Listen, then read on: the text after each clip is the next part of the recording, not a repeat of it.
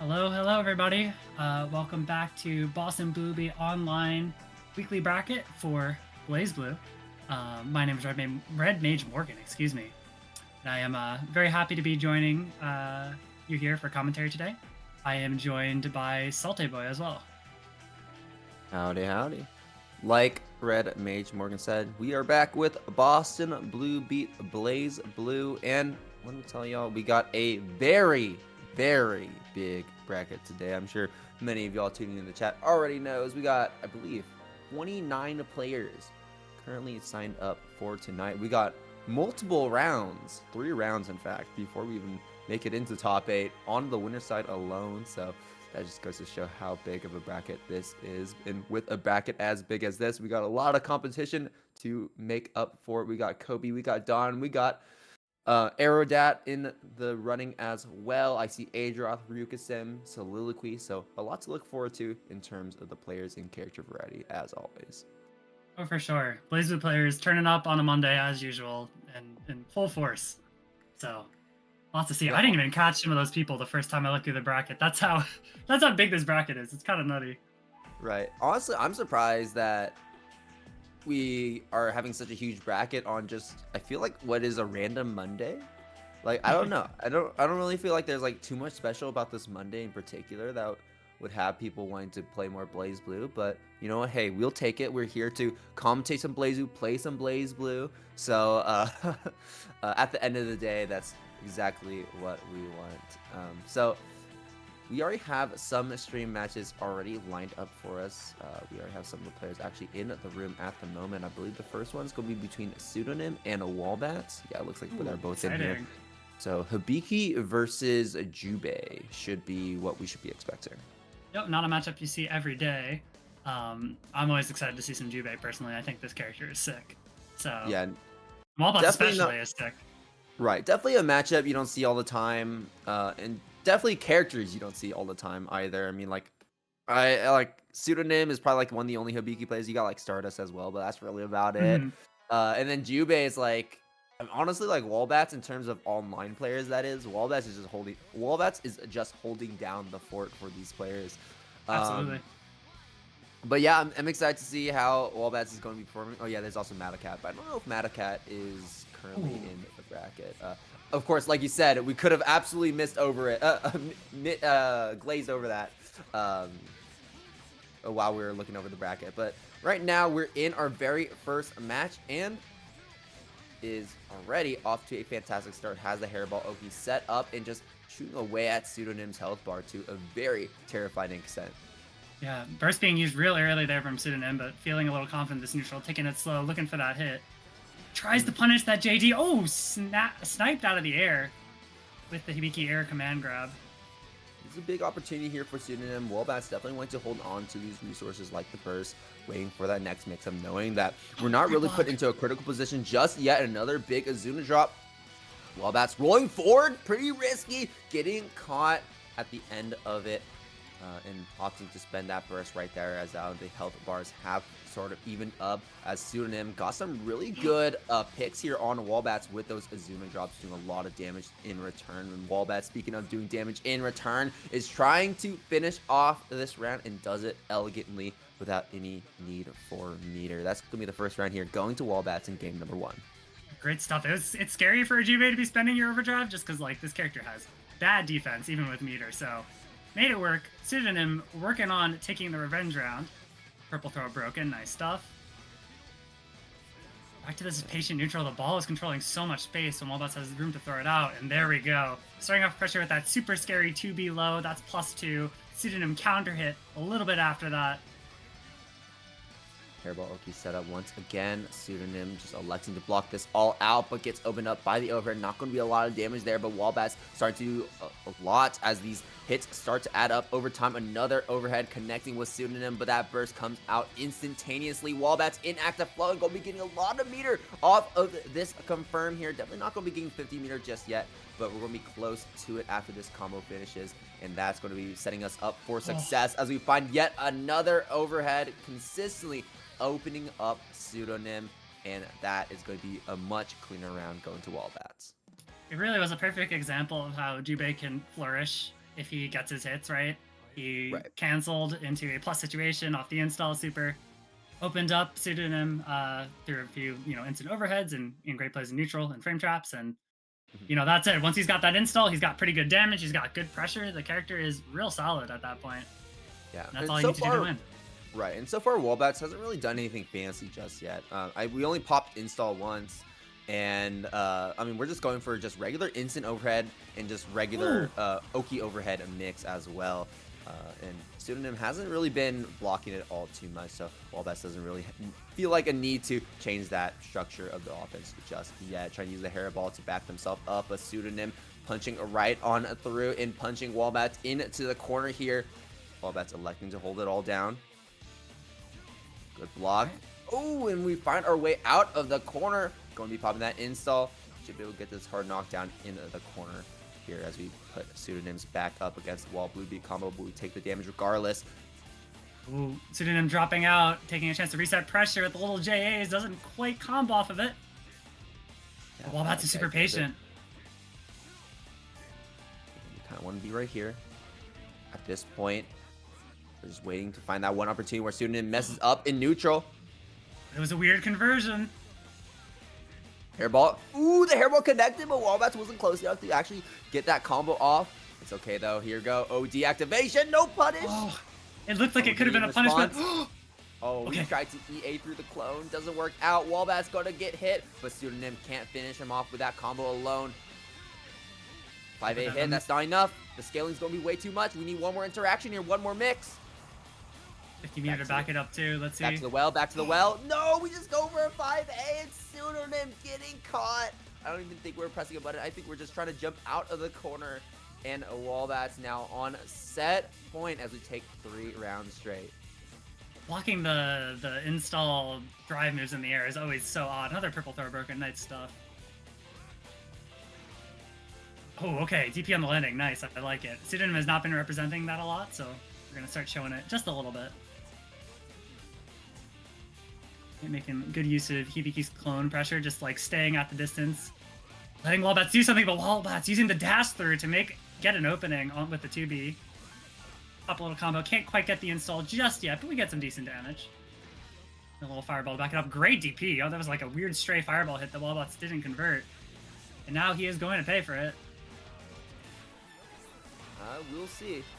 Oh, we're definitely going to get paid. Oh, no! Okay. Dropping right out of the combo, but Pseudonym still picking it right back up. RC to make that combo consistent. Super going to connect. That should be enough. There we go. 3.1. Pseudonym finally getting a round on the board here against Walbats. Now we're going to be going to set point yet again. Walbats still at that position, just needs to take one more round. Ooh. Both players with OD on the table, dropping out of that combo. That could have been a huge early advantage there for Pseudonym, and it technically still is, as we were able to get that burst away from Walbats, but we don't have that corner position anymore. We don't have that corner advantage, and the one who has that is a Walbats. Pseudonym using the clone to find a way out of the corner. We're back to mid-screen. Big whip punish on the side of Pseudonym. JC Chase tries to go into the throw, getting a little cheeky there, but Walbats has been so consistent with checking these throws. Gets opened up by the low cross as Walbats try to approach Pseudonym. So aware of... Right. Yep, go ahead, sorry. Oh yeah, choosing the exact correct move that we need to use in there to beat that option there from Walbats. It was nutty, right? That actually happened once, like I think in the first round of the first game too. I think that Pseudonym is very aware of, the Jubei player classic, the backdash, forward dash with momentum into 2B. It mattered at just the right moment for Pseudonym to take that game, tying things up. Here we are going into the third and final round of Pseudonym versus Walbats. Let's see what it looks like. It's been definitely evolving as this match went on. I love the increased use of EP from Pseudonym. Great air-to-air. Yeah, absolutely. And I also love that increased usage of the low crush that we saw right there to finish off that previous round. Good awareness from Pseudonym. Starting to use a little bit more of our toolkits here to try and counteract Jubei's offense. Speaking of offense, Walbats is going to be having that offense stopped shortly as Pseudonym gets that EA to connect, adding some extra damage there onto Walbats, getting that active flow as well. Trying to get a little bit of meter here, but unfortunately not able to find many successful hits. So we're not able to make the most out of that active flow. All right, lots of little jump cancels looking for something from Walbats, but Walbats isn't cracking, just backing off. AD blocked. Oh, lots of scary little whiffs off of slightly missed punishes. Everything's a little awkward when you're blocking it all in the air. Great match, though. No. Absolutely catching Walbats as we fall right back down. The counter hit as well. Okay, and that's going to be the counter assault there from Walbats. Oh, we get the pickup right there. Great awareness from Walbats, getting that combo off. Good block from Pseudonym. There's the tech. Great It's here. And that's going to be the burst from Walbats, not wanting to relinquish control of the corner. Give me very soon here for Walbats, so Pseudonym wants to play careful around it or not, as Walbats finds the combo, finds the hit. Super finishing off the combo won't be enough, though. We need one more opening. Hairball finds a hit. Now we're just one touch away. Scratch that. One more touch away. Pseudonym on a pixel of life and a dream. Block the cross up. Nice job from Walbats. We're back to neutral. Only 9 seconds left. Oh my gosh, on the JC. Yeah, Pseudonym getting a little cheeky there in that final scramble, attempting to go for some air throws. Didn't quite work out, giving Walbats a lot of time to move around the screen much more freely. Oh my gosh, lots of cross-ups from both players also, and neither of them have really been working. Oh my god, great tech on the air throw, and Walbats dash again. He's doing a little side swap to get that corner positioning. Nice stuff. Pseudonym does have the burst advantage here. Seems willing to just block things out, trying to barrier this cat out, but he is still plus. A little too far for an instant overhead. And here comes Pseudonym, the weird cross-up. Oh my gosh. And we got the tech punish as well with the Azuna drop. Combo does kind of drop, but Pseudonym is still maintaining the screen positioning. He just dashed through the clone. That was super odd. Yeah, I'm surprised I even hit from that distance there, but Walbat's going to be seeing that all the way through. Is this enough? No, it isn't. I was wondering if we could do like OD super, but I don't know if there is a spot in that combo to actually go for it. I'm not too familiar with Jubei routing. Both these players throwing out the Hail Mary specials as well. Walbats has 50 meter to keep it safe and keep it plus, though. Oh no, actually, he's already in install. Oh my god, but simple through the AB key multi-hit. And Overdrive NTA will do it. One of the big weaknesses of those kinds of moves, and Walbats is going to take that with a very, very close 2-1. That was definitely a nail-biter for sure. Yeah, just elegant finisher right there. Pop OD straight into EA. That's what I like to see. Walbats moving forward. Going to play against Kobe in round 2. And then I believe our next match is going to be between Tubazo and Eolyne. Oh, nice. Oh man, I feel so bad. I am terrible at names and forget who these two play. Tubazo should be Arcune. Eolyne plays Kagura, I think. Although I think they've been swapping around, if I remember correctly. If I'm wrong, I'm so sorry. You would know more about that than me, but you know we can always be surprised. Yeah. For this round, but. Just to update y'all on the bracket so far, I'm sure you all are paying attention to it. We have Heartwad moving forward, beating Ocarine 2-0, Rikusin being Sept 2-0, Aerodat moving forward, Oni moving forward, Alchemist moving forward on a DQ, Systematical losing their first round, a bit unfortunate, but lost to Octopus. Valkyrie Koji, always nice to see Valkyrie Koji in attendance, also moving up to Where Terror Russ is in the bracket tonight, and so is daze. I'm kind of shocked that daze decided to sign up for a bracket tonight, but I'm here for it. Oh yeah, listen, I think since last time we talked, I had swapped to Jin, so more Jin in bracket, I'm happy for it. I got footage to watch. I mean, it depends on if we're watching. Like, it depends. I guess it depends on his mood, right? Like, I guess is it so. gonna be the Jin or is it gonna be the Mai? I feel like usually when I see him on these BBBO brackets, he like plays a healthy mix between the two. So I don't know. I think so too. And also, I am a little bit biased. I think his Jin is more fun to watch. I agree. I think Jin is just more fun to watch in general. And I also feel like he's. I don't like. He'll probably disagree with me, but whenever I see him switch to the Jin, it feels like he's more comfortable than with the Mai. Even though I think Mai is just a generally stronger character. I get that, but I also get the kind of inner conflict I guess you have when switching between two characters, especially if you think one is better than the other, and it's tough. I absolutely get it. Right. And speaking of things that is going to be tough, is this matchup here, Kagura versus Arcune. And honestly, if you said it was tough for either of these characters, you would probably be right. Arcune always going to be that feast or famine character that is going to be struggling against a lot of the cast without that curse. But once he does get that curse, especially a character like Kagura, it's going to be a little bit hard for him to try to interact with this little monster right here. But anyways, Eolyne finding some small hits here and there, and Tsubasa trying their best to build up some curse. Ooh, the TC sniping on the little teleport. Tsubasa opened up by the little string from Eolyne, and honestly, I really agree with that early burst because now Eolyne's being really rewarded. Oh my god, great overhead. Really rewarded. Didn't really have to worry about curse or anything like that, and took that first round nice and clean. Yeah. Arcune, without curse, is just bad at everything. This character sucks. It is until when he gets curse, he becomes the strongest character in the game where everything's just uninteractable.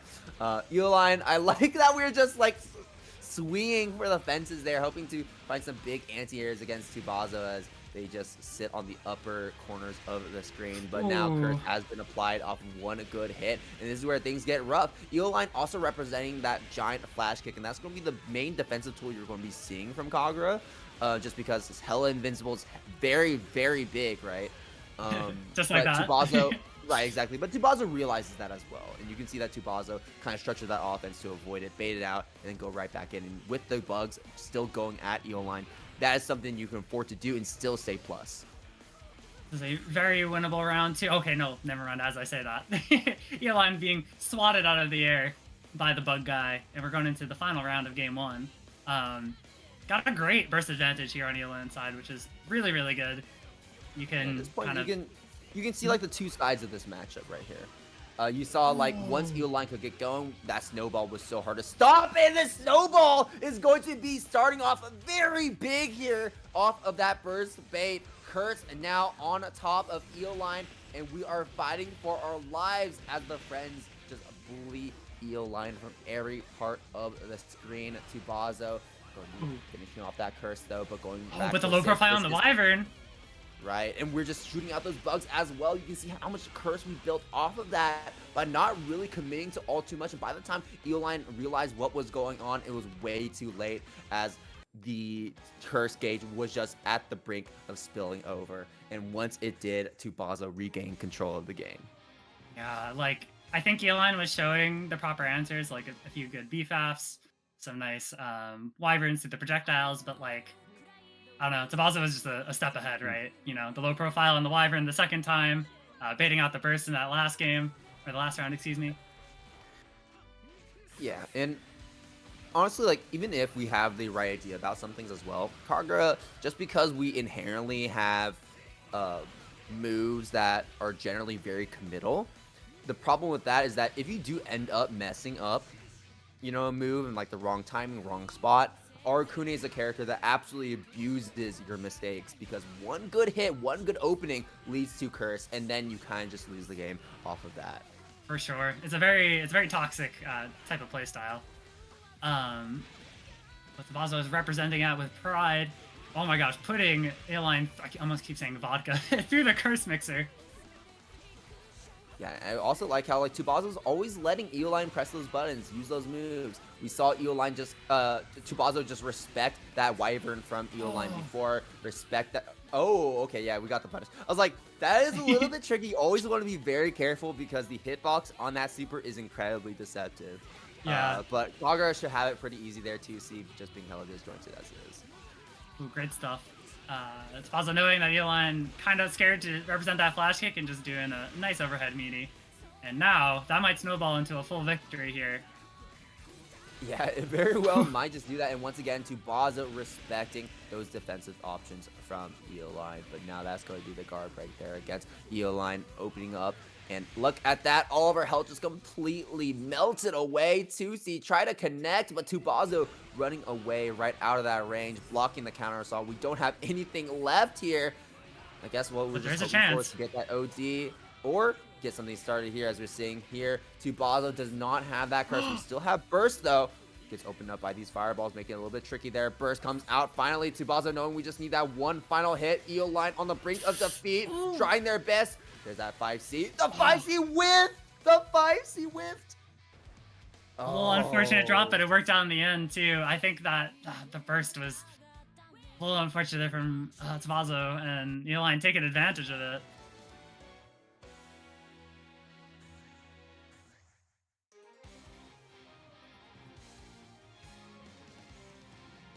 Game 3. Second game 3 of the night? Yeah. Okay. It's going to be a long one. It will be a long one. We already have a lot of stream matches on deck, so hopefully y'all have a lot to look forward to for tonight. Here we go. Game number 3, set point for both these players. Here we go. First round of game 3, and round start 2C. Doesn't actually... Oh, okay. That was a little spooky there with that 5C whiffing. Eolyne, though, still going to be finding a hit right there. Okay, it looks like we're going to... Okay, there's the burst. Want to deny as much curse as possible. We're just resetting Eolyne just like a million times right there.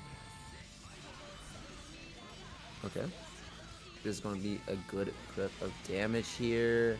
Not the best starter, so going to be the most. 2C finding a way out of the corner.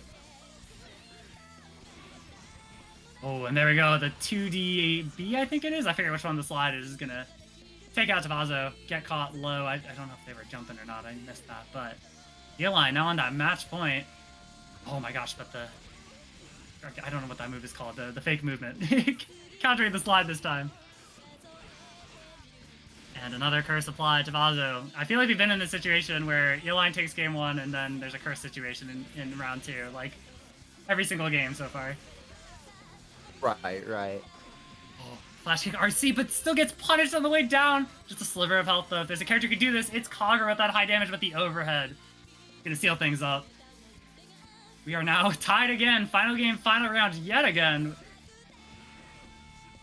Well, looking with those B-fasts, but Tavazo very keen to stay in the air, using the cloud to build the curse meter. But he hasn't had a solid hit just yet.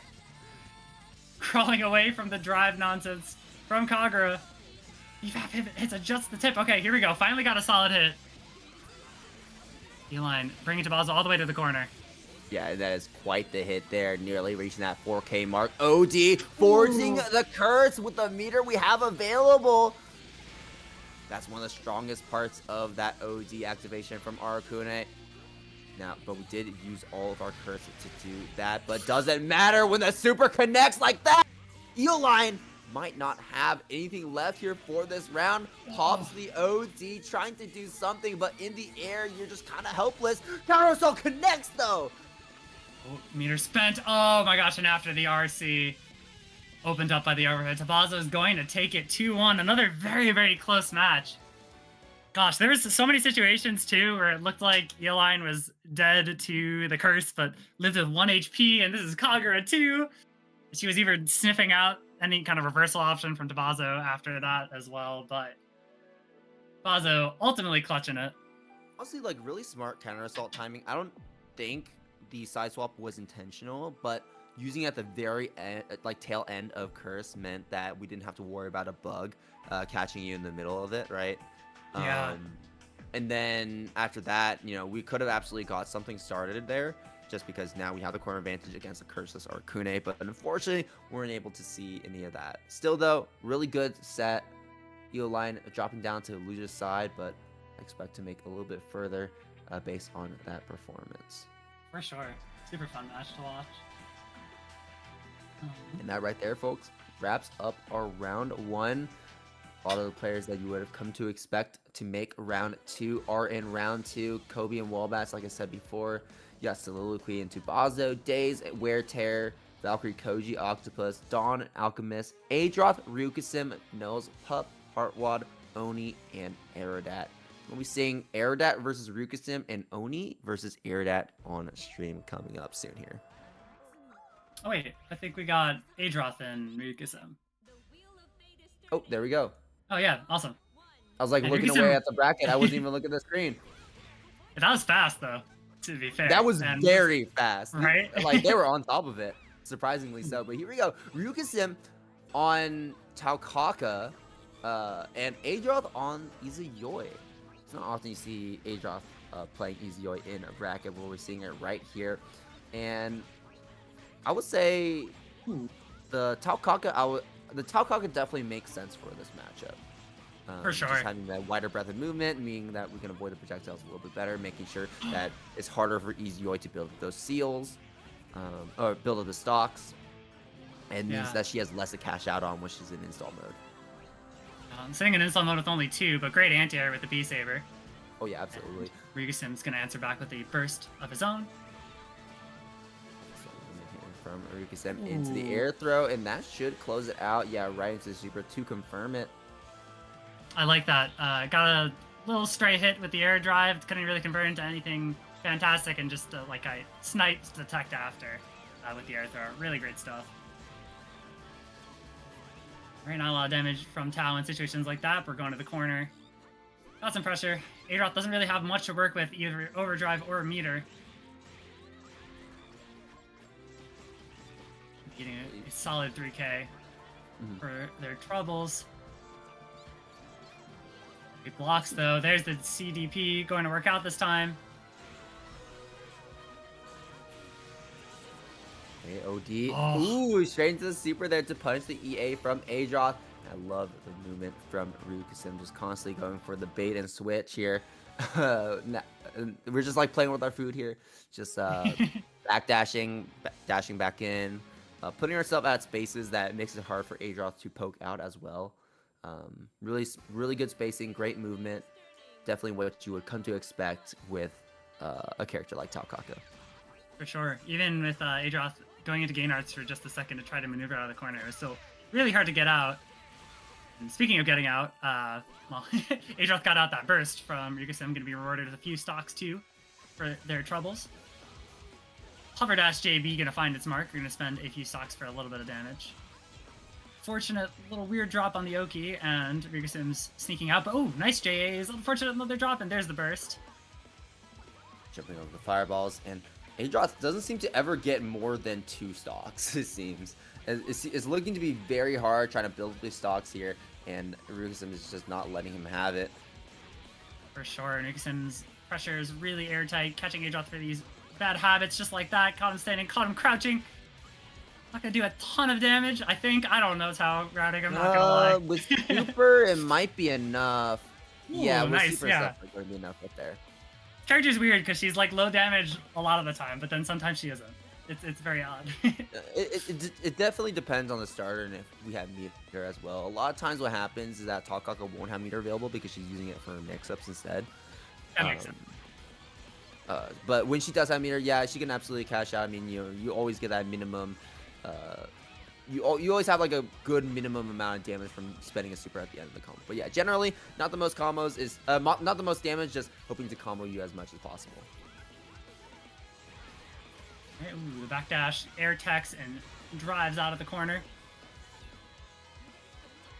Adroth is just getting rocked here. Ryukasim is dancing right around Adroth at all times. Counter assault. Adroth could potentially get something started there, but that roll away is probably not the direction Adroth was expecting. Great JC, we're in normal art mode. Can't really convert that into much. Oh, the anti-air living with just a sliver of life, and there we go. The air drive is going to close things out. Great stuff from Ryukasim. Closing it out. I think that was a nice clean, like, double two rounder. Mm-hmm. I don't think that's a term, but I just made it up, so. 2 rounds in a row. Yeah, 2 rounder. there you go. We kind of get the idea. Yeah. Good stuff, good stuff. Ryukasim doing really good, doing really well right there. Maybe Adroth will swap to the Susano later in the bracket, or stick to the Izuyoi. You know, you can you always need practice with your pockets, right? For sure. We all know that Adroth Susano is a menace, but it's only a matter of time until Izuyoi becomes a menace as well. Oh, absolutely. I was seeing him poke around in Izuyoi Discord before, so definitely a matter of time, like you say, before those combos get but super optimized. A much different character compared to Susano, not only in terms of difficulty, but you know, just the play style as well. you know, you're playing a bit more of like a zoner-based play style. Then when you pop the install, you're playing a mix of zoning and rush down. It is a little bit weird. Eolyne, a very strong character, but just because of how difficult she is to play, you don't really see a lot of her coming out. And honestly, I think like when people look at the barrier of entry on characters, nobody really looks at Eolyne. They always look like, you know, if I'm putting my time and investing my time into a character, you know, we're looking at Rachel, we're looking at you know, Izanami, right? Or maybe even Carl. But we do need some good Eolynes as well. As not a character you see very often in bracket nowadays. I know Hyper is still representing the character, but I think right now that's probably the strongest, most active player at the moment. For sure, yeah, and it's a shame because I think Eolyne is really cool. I've been dabbling with her a little myself. I think that players like Adroth are more likely to do something cool with her though. But the character's just sick, and like especially compared to earlier in CF's history, competitively when you used to see her a lot, I think a lot of people forget what the character can do, which I think is a shame. Right, so. right. It looks like we are still. Oh, go ahead.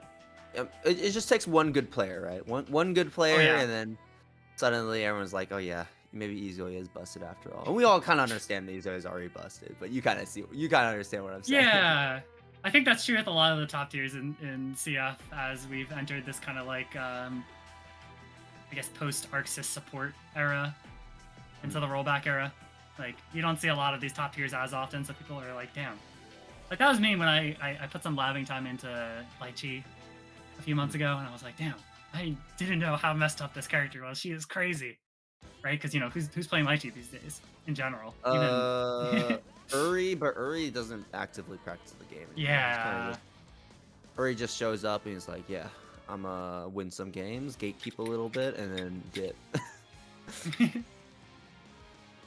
Alright, looks like we're getting into it. Aerodat and Oni for the little Ragnar mirror. Very, very hype. And this was a match that I know the Geos, when we're talking about like seeding and stream matches, this is the one we wanted to see, and I'm here for it here. Ragnar mirror, and now we're seeing general Ragnar stuff, mids and mids. And Aerodat is rocking the green color. Gets opened up first. Alright, CT, and there is the burst from Aerodat. Doesn't want to be taking all that, but quick air dash in, gonna be rewarded with a hit of his own. God, with two Ragnars, the lifesteal really does feel like it matters. With it's both on the tiny little health bars. Right. Let's see how it's in. Good vision for Oni. Here's the reward. Small knockdown. Okay. Almost try to whip punish the 5B, but punishing the 5B with 5B of your own still is a difficult task. Great anti-air there with the 5A though from Aerodat. You know, to properly convert that into a side swap combo as well. Ooh. Catches Danny with a throw after the Oni with the throw after the forward roll, and with the super, Aerodat's going to be hitting just enough damage to take that round. Yeah, that Oki situation is what lets him close it out. Going into round 2, let's see it. Both of them super jumping up, the JS from Aerodat ultimately winning out. A great TP from Oni, escaping that pressure. With 2C, takes the opportunity to run back in. Oh my god, Aerodat getting impatient with the 2A, getting low crushed by the 6D.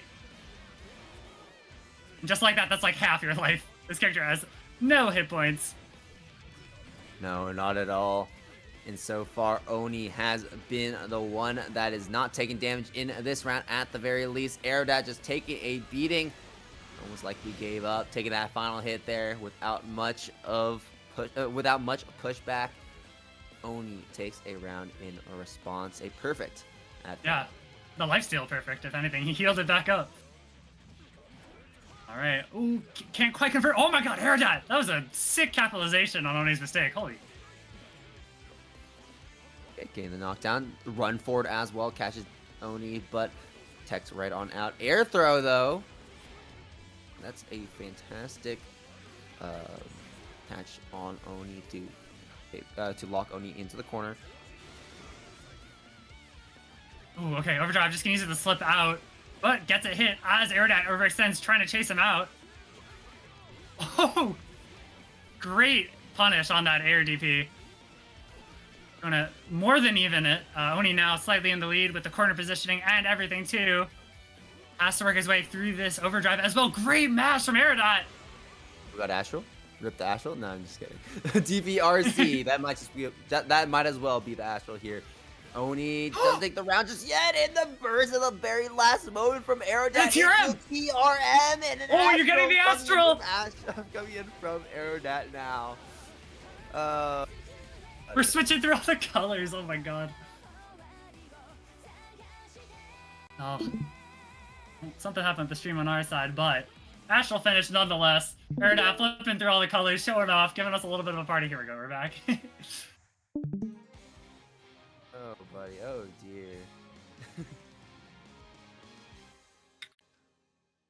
That is one way to take game one, and as one way to set the pace here for Ragnamir.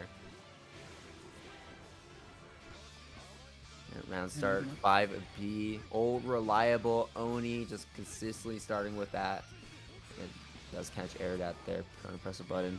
So already off to a really good start. Getting that corner advantage even more so with that DP to help maintain it.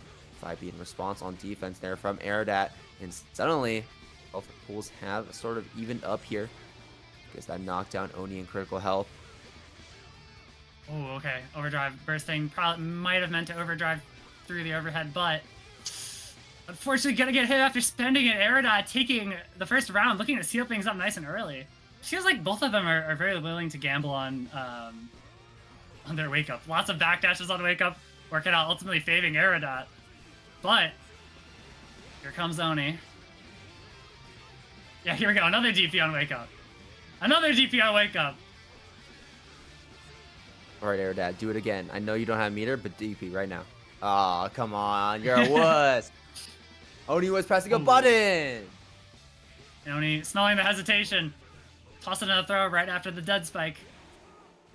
One more chance here for Aerodat. Holding on to that burst. The backdash again on wake up. Is backdash and DP. DP!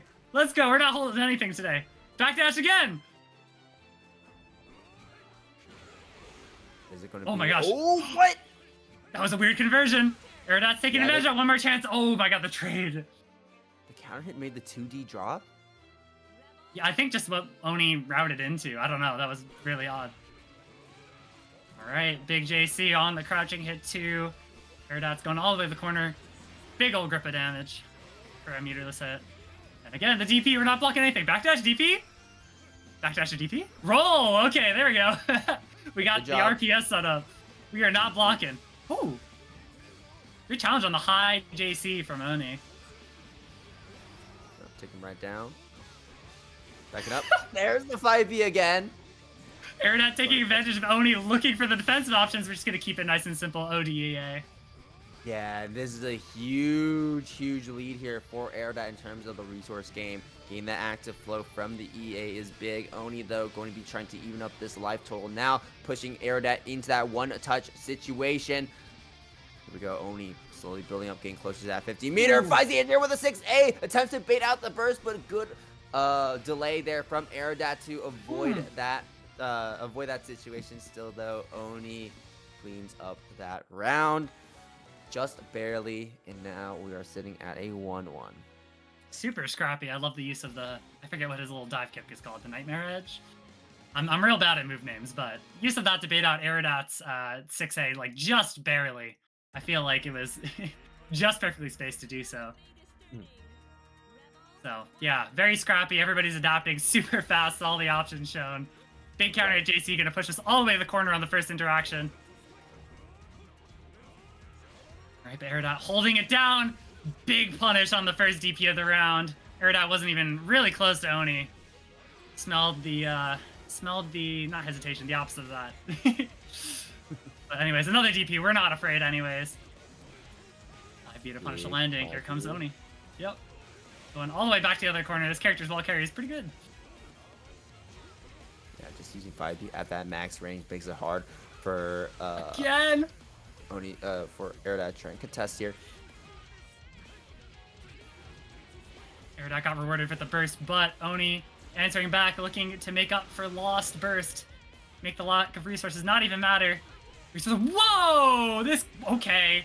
CA going wide. Aerodat surviving with just a sliver of life. Oh, big DB. Oh, no, okay, he wasn't close enough to punish. Oh my gosh. Ladies. Oh my gosh. There is going to be some Twitter posting about that one for sure. This Ragnar character, man, that CA just did not work. It moved him forward past it. Well, regardless, Oni is running forward and walking past, just going right past Aerodat here, trying to breeze through this final round. Already off to a pretty big health lead. Aerodat 50% gone. Going to be even more so after this one. Aerodat, though, not spending that burst, at least not just yet. Might have to spend the burst here, though. No, still holding on to it, getting greedy with it. And the throw locks Aerodat out of any potential of a burst to escape that final sequence. That will be the win, going to Oni with a very powerful final round. Gosh, I really felt like the momentum was in Aerodat's favor for the majority of that set. Just like, you know, some great DP baits, some good offensive or defensive reads with some good mashes on while he was blocking, and just like, man, a few more unfortunate situations. It's very scrappy, like I was saying before, when he was able to capitalize on a lot of Aerodat's habits, especially defensive ones, to close things out. Yeah, good games to the players. That was a fun set to watch. Like you said, I do agree that Aerodat was the one that was setting the pace for the majority of it, but especially towards the end, like Oni started to look way cleaner. Aerodat going for a lot of weird, getting very antsy on defense, going for a lot of backdashes that we're just getting caught so many, like way more times than we should be, by options as simple as like 5B, right? Because I can probably like point out every single time Aerodat got hit with a 5B trying to backdash. Oh yeah, oh yeah, for sure. The backdash is where. Right, and even if like you don't get hit by a 5B, like I don't know, like a 2A or something like that, you just, you know, you have to tech out of it, and then now you're still on the back foot, as you know, you're probably getting pushed closer to the corner, or you're still stuck in the corner, and you don't really have the, you know, frame advantage to really do much with it. For sure, yeah. Oh my god, like, the thing is, especially in a lot of those kind of scary tech out situations with a character like Ragnar, who has pretty solid damage but also low health, it's just like, especially in the mirror, it becomes so swingy, right? Whoever can adapt to those swingy, scary, fast situations first often comes out on top. I feel like that was Oni, even though it's not like Aerodat was doing bad in that department either. A lot of great whiff punishes and just like reads on DPs and stuff really put Aerodat in that game. So I don't know. It was just so fast paced that I'm trying to think about the interactions, and I'm just like, man, people are just dying in those matches. Ragnars were getting killed. Yeah, we just but it was a true combo there. Astral into loss. Astral into loss. That's what you get, Aerodat. Damn. Listen, it was an optimal Astral. It's not like he was styling. No, it was optimal. You're right. You're right. It is optimal. You know, it's never disrespect, right? It's never disrespect if it's the thing that wins you the game. For sure. I mean, hey, anyway. It's never disrespect in general. I think if your Astral hits and it works, it's optimal. But anyways, moving on, we've got Soliloquy versus KillaKobes, Nimm versus Azrael.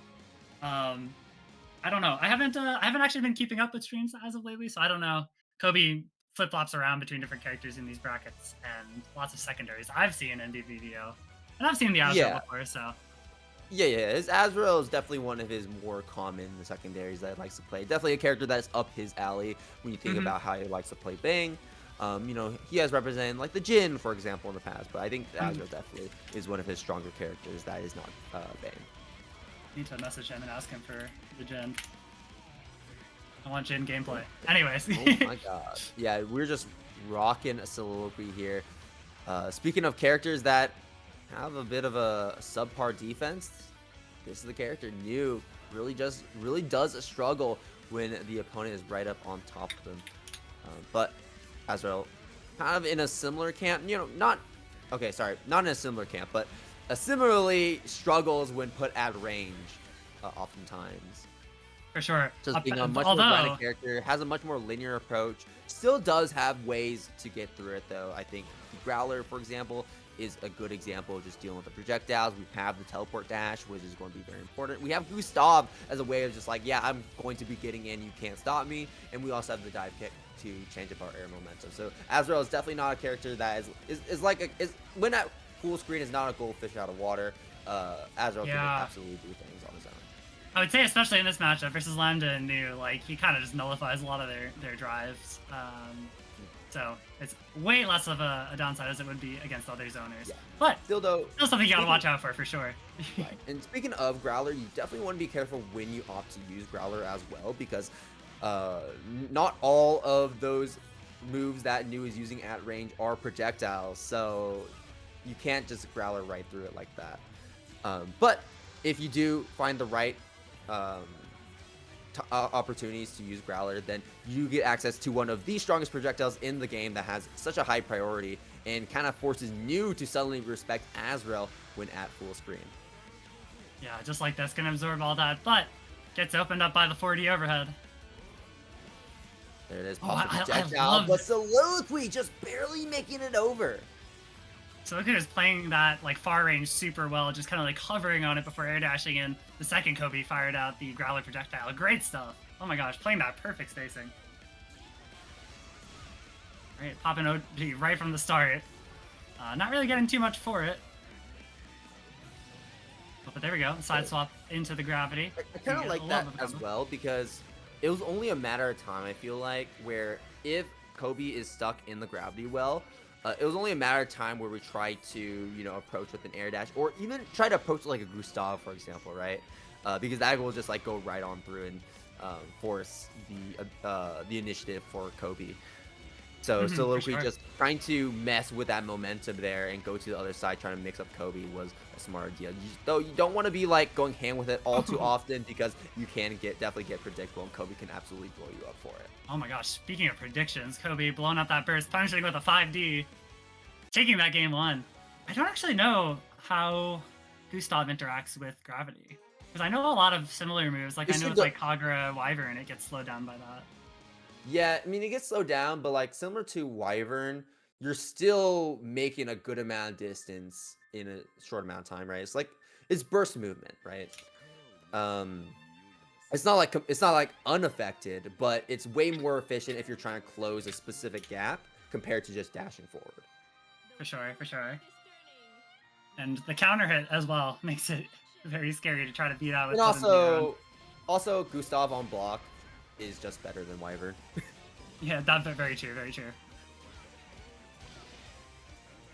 Okay, we got both weak points applied. This is really good here for Kobe. Find a hit. Oh, we can absolutely cash out, but we're not cashing out just yet. Yeah, that was a scary clash. No great air stall, gonna find a chance. Oh my god, beating out the fake out with a 5C from Kobe. Gonna take that nice, perfect, flying in the corner just for fun. So Soliloquy just resigning that round right there, saying, yeah, I'm just going to hold on to this burst for this next one. Oh my god, and we just get low crush just like that, starting off this set point here for Kobe. Gravity Well now on a line, pulling Kobe right on the back. There it is, Gravity Well from full screen, keeping Kobe in that position, and Kobe just respecting this offense, blocking it all the way out, and Kobe has such a huge health lead at this point. Pops the OD after the throw, locks out the burst. Great rooting from Kobe, and then with that final charge kick, does present a situation where Kobe could easily get that burst out of Soliloquy. Another 5D punish too. That's kind of funny that punishes bursts, but yeah, it's very funny that the burst bait was how things were sealed out, but great stuff from both players. Kobe sealing it with a very, very solid 2-0. Right. At that point, it was just sort of checkmate. Like once you saw that throw, it was pretty much over. It feels very hopeless for the New. I think that you could show someone that match and you'd understand why people say New has no win con. Like Kobe was just blocking stuff like No barrier, Really? just IBing. No worries, no fears. Yeah. New really doesn't have much of a con. You just hope that they don't get past your zoning. Yeah. You just don't hope that you press 5D and they air dashed. That's the hope right there. But no, I mean, News can do it. We've seen Soliloquy, lock out players before, but also, I mean, I don't know. I think, like, Azrael's just a pretty, like, Azrael on paper should struggle with this matchup, but honestly, when I think about it more, Azrael just doesn't really care. Yeah. I don't know the intricacies, to be honest, of the New versus Lambda, or like New versus Azrael versus Lambda versus Azrael, but I don't know. Does not seem good either. I mean, like, Lambda is generally the better character in most situations anyways, so. Yeah, like there is the fact that Lambda is locked into the drive follow-ups, but like I don't know if that matters because yeah, like you said. Yeah. But anyway, we're on to a new match. What is this? Octopus and Daze. Awesome. I was like, who is Grasshopper? Y'all be making your Steam names anything. That is, but yeah, no. Daze versus Octopus, and yeah, there we go. Daze with the Jin. Oh, or not. Oh, looks like we're having some lobby troubles. Classic CF port. While we do have a bit of downtime, I did want to mention we do have a match arena for tonight. Just got put into the chat as well. If you give a click there and just log in with a press of a button, you can donate free money to the players. It doesn't cost you anything, just costs you a little bit of your time. So if you appreciate the players, playing and performing for you guys tonight, please give that a click. I know the players appreciate it. We here, the commentary booth appreciate it. Everybody at Boston Blue Beat also does as well. It's greatly appreciated.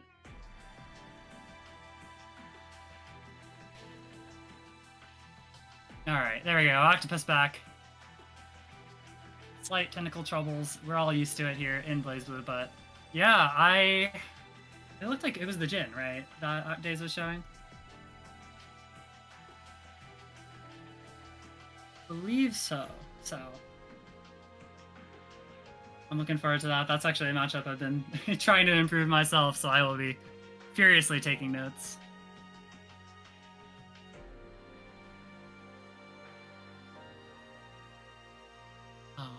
Usually, I think it plays out pretty patiently from the Jin player. Kind of have to take your space and wait for the 9 to overcommit. Use your second teleport, do something silly. You can always put in that Aerodat and whatnot. So, but I feel like this is the general Jin game plan in a lot of matchups as well, right? I think Jin does play a bit more like that. Not like hands-off necessarily, but more of a reserved approach to most matchups. Especially against characters like 9, who very much, like, outrange you. Her buttons are massive and disjointed. But yeah, as you can see. But he does have that great aerial approach with that JC that even 9 can have some trouble contesting sometimes. And the JB always really great trade machine, as you can see just there. We're going to be storing up a fairy. Taking out, great conversion off the tip JC. That one was a little bit far away.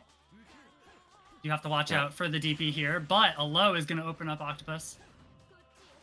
Now, just like the rock, you want to be looking out for the hilt of the sword here as we just bring it down on Octopus's head multiple times in this round so far. I want to see how many of these we're going to be blocking. It is the Jin unblockable, right?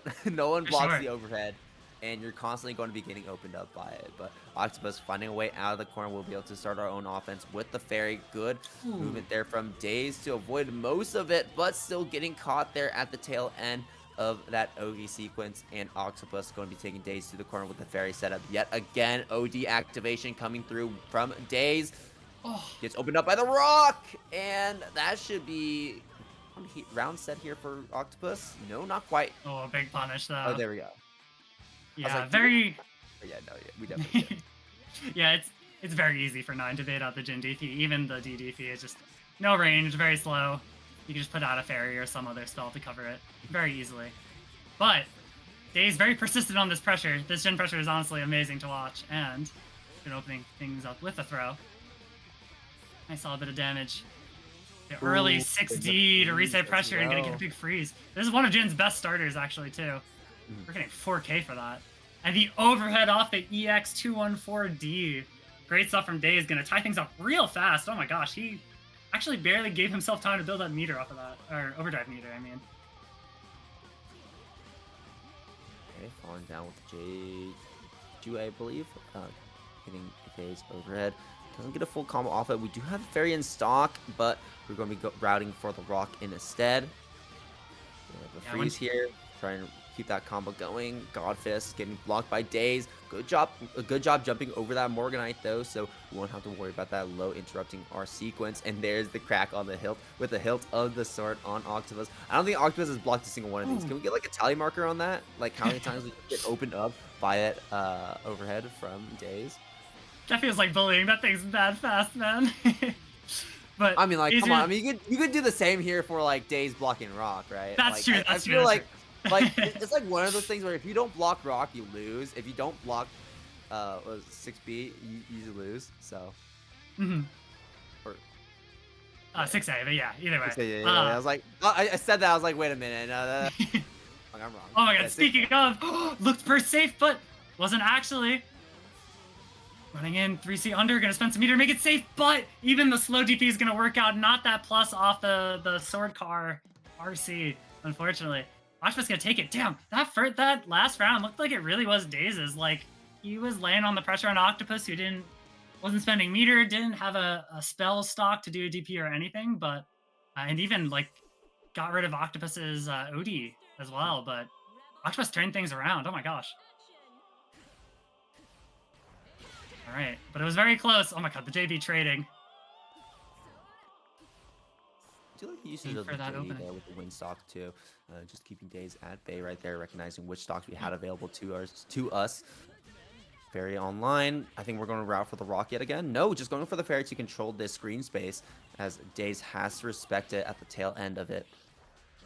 Rock now available. Tries to use it, but gets interrupted. daze keeping that offense going. I love that run under, by the way. Nines are very content to just follow with their massive air buttons, but... Oh, great awareness that the snowflake is coming, but that thing is out forever! Dashes right into it! With the little flame car thing. Has a few stocks and some opportunities. The RC is going to catch that into a combo. Little combo just going to get the fairy. Crosses up the input. Looking for something. Oh my god, yeah, I didn't even catch what Octopus did, but gets caught. Here comes, we have meter with the RC, blocks it out. daze backdashing after the overhead is blocked. Is gonna get floated for his troubles. This isn't looking great. Getting cashed out with the fairy hit. Counter assault, using up the rest of our meter there. We might not have. I think we might be able to build 50 meter up here if we find a good hit against Octopus. And there it is. That's the hit we're looking for. With a throw, with the super towards the end. No, we got the up, I think. Oh, but looking for the burst. The throw break, oh my gosh. 6A. 6A again, come on. Oh my gosh. Right there. Octopus expecting the 6A after that 5A. Actually, is what happened there. So we preemptively try to do it instead of reacting to the 6A, so just eating that 2A in response. Jin's ability to jail you with the JCs into the 5A and then just check your inputs with the gapless low is so strong. But here we go, Octopus. Put him in a situation, this is kind of like unchallengeable. Okay, never mind. I don't know if Octopus just messed up, but... Alright, and there we go, another DP. daze is not afraid.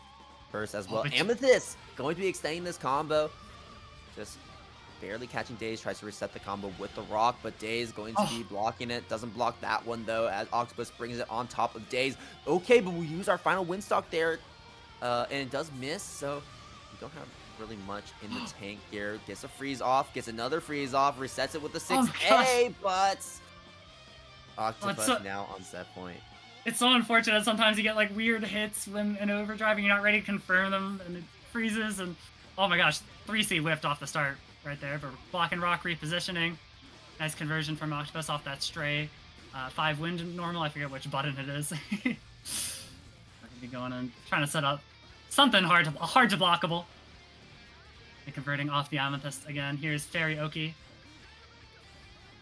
Really scary situation here for daze. Gonna stay plus. Hard to blockable and or unblockable. I'm not quite sure, but daze is gonna get burst back maybe just in the nick of time. Oh, but holds it. Runs out with the fairy on the other side. Oh my gosh, dying with the burst. daze going down 2-0. Octopus gonna take it 2-0. I mean, sorry for that. Yeah. Oh my gosh. Great performance from Octopus, taking it over daze. One of the higher seeds of the bracket, but Octopus also in that same camp, looking really darn good here with that 9, especially taking that perfect to close things off. Octopus now punching their ticket into winner's side. Top 8 will be playing against Kobe coming up pretty soon here, as daze is sent down to losers, trying to hopefully make losers side a top 8, which I feel like is definitely in the books for a player like him. I think we're going to be seeing, so daze is going to be playing against Heartwad to try qualifying to top 8. So that's going to be a bit of a difficult matchup there for Heartwad to try and compete with, but I'm excited to see what the result of that will be and how close it might end up being. For sure.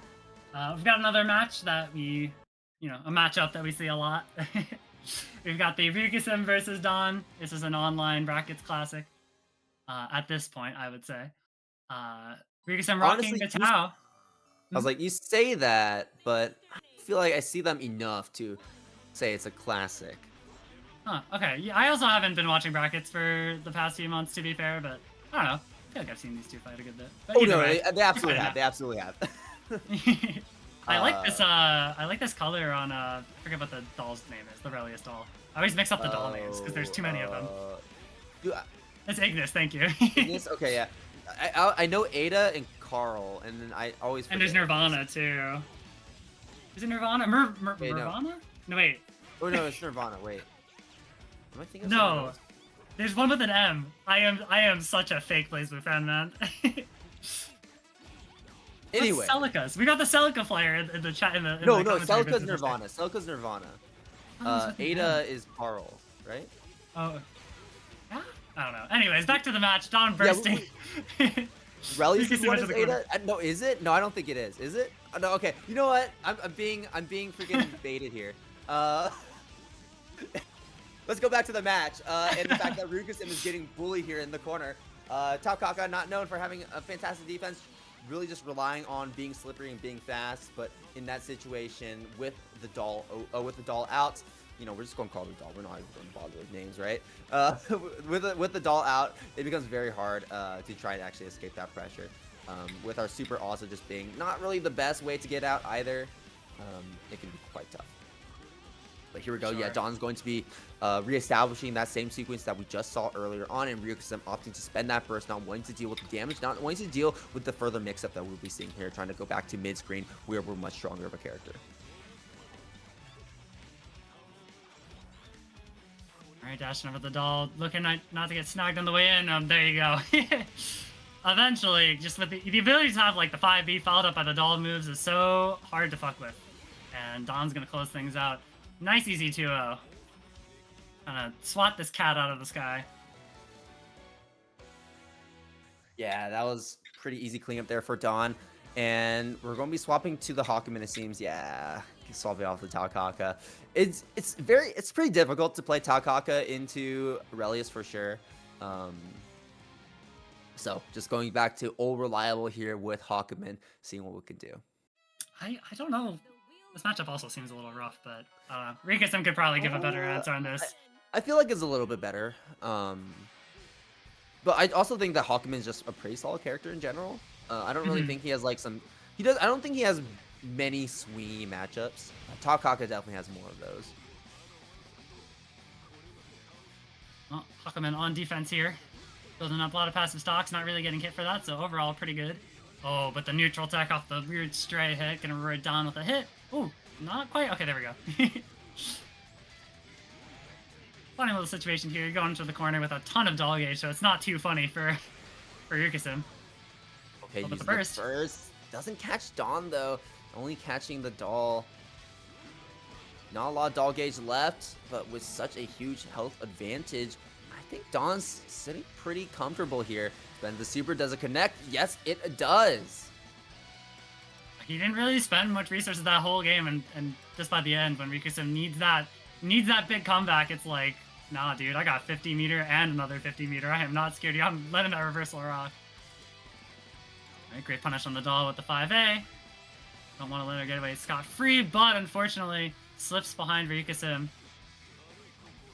Oh, there's so many weird stray hits. And you do not want to get hit when you're Rikusim, because then the Soliloquy comes out. Any of these stray hits can be lethal. Unfortunate miss on the, I believe it was the 5B. Trying to catch the doll, but just barely out of range, so got punished for it. What we're probably going to be seeing after this is maybe a duelist BIOS. Potentially, we'll see what Don has in mind. I feel like we could do that and easily try to go for a checkmate. No, instead we're not going to be spending it. Oh, no, I don't.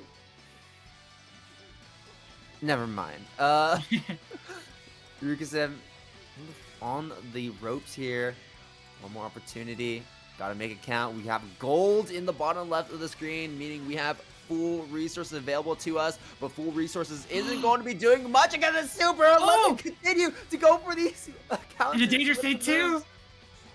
Oh my god, I'm surprised we were able to live all the way through that, using the parry twice, catching Dawn. Oh my gosh. Still getting it. What a sequence of events. That was incredibly cool there for Rikusim. It's like, yeah, you know, there's one thing that beats duelist BIOS, and that's invincibility. For sure, yeah, just, you know, using those drives, parrying through the doll, usually that's like kind of unfuckwithable.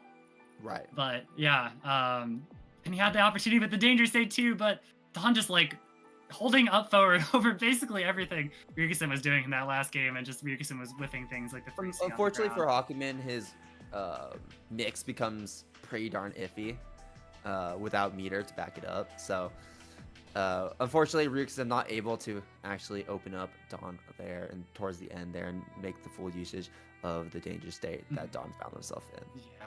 Dawn earning that top 8 spot, gonna be playing Oni in winter semis, and we're still looking to fill up our losers top 8. So far we've got Noel's pup, taking one of the slots, but we still got 3 more slots to see who else gets in there. We could take a peek to see. I think are we gonna start top 8 first? I assume so. Also, yes. Chat, I understand now. The reason why I was confused about the Nirvana part was because Celica's doll is Minerva. Okay. I was like, oh yeah. I was kind of like mixing up the two. Okay, yeah, that I remember now. Minerva is that, Ada and Nirvana is the same thing. Yeah, okay, cool. I'm not gonna remember. I'm just going to call him the doll. But anyways, Red Mage, go ahead. If you're interested in anime game lore, anime games in general, check out the Boston Blue Beat monthly. We're gonna have our January one. We're looking a little bit ahead on January 24th at Balance Patch as usual. Heading over there if you're an enjoyer of Uni 2, BBCF, Guilty Gear. We've got the Boston staple of Sailor Moon S and a couple of other anime games that you can see on your screen. Always recommend heading over to hang with the Boston folks if you get a chance. They're always great. They play good games. They're good people. So yeah, check that out if you got a chance. And we're going into another match. All of a sudden, we've got Kobe versus Octopus. Kobe versus Octopus, and we will be rocking the Azrael still here in top 8. Why do we have the losers? Yeah, I was about to say, I'm like, we're not in grands just yet. Oh no, yeah. We're gonna be doing the winners quarters of top 8 first before we head on over to losers as we wait for those matches to fill up. So gonna be going a little standstill there. Camille Lantier from KillaKobes gets punished, and now we've got the mirror holding him down in the corner. Keep that man in there. Now forcing Kobe to look at his past sins. Oh, but the DP out. We got the high read point now on Octopus. Oh my gosh. DP, but no punish. It's really hard to punish even when you make it whiff. Usually the jump over is a good way to deal with the tiny little 9 DP. I think we had to go for an air button there in order to actually punish that. But it's going to work out anyways. We got the Blackhawk Stinger to close things out. At the end of the day, even if you don't get a punish, hey, you got the advantage right there too. You can just go for whatever block string you feel like doing, unless Octopus decides to press the button and get counter hit, I guess. I don't know. The thing about Nine is that while she does have a DP, she can only use her DP when she has a stock available. Do you see that footsies, by the way? I'm whipping my 4x normals. Never mind. Counter hit sweep. Outplayed. Using use of the Growler to eat the first projectile from the fairy. Fucking Growler there. Octopus putting out a hitbox on the floor to catch Kobe trying to approach. Ooh. DPRC not close enough to fully finish off that combo. Blocks the rock.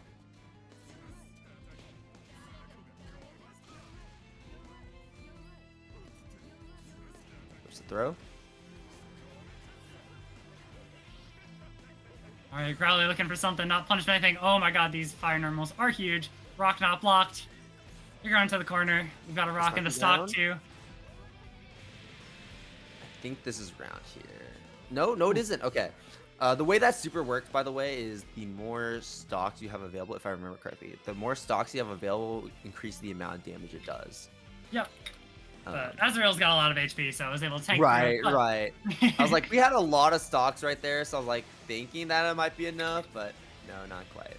Still, though, Octopus taking that round in the end, regardless, though, having not really having that burst or OD available to us for what could potentially be the rest of this round could be game changing.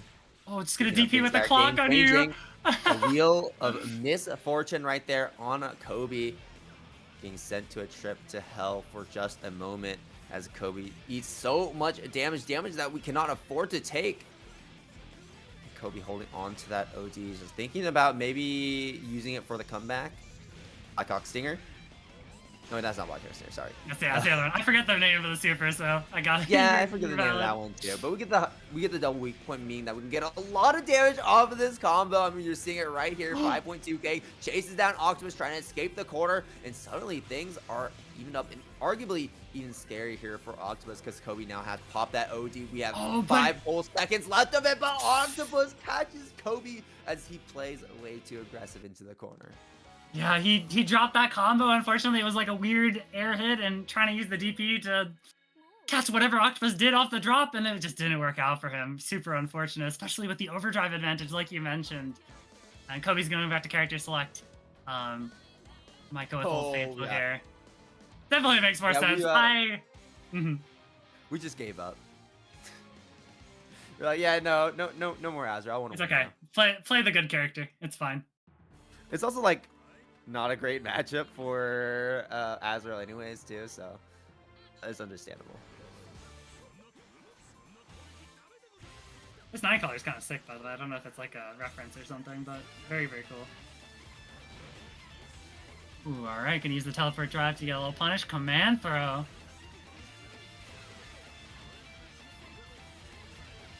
Burst, blocks the rock.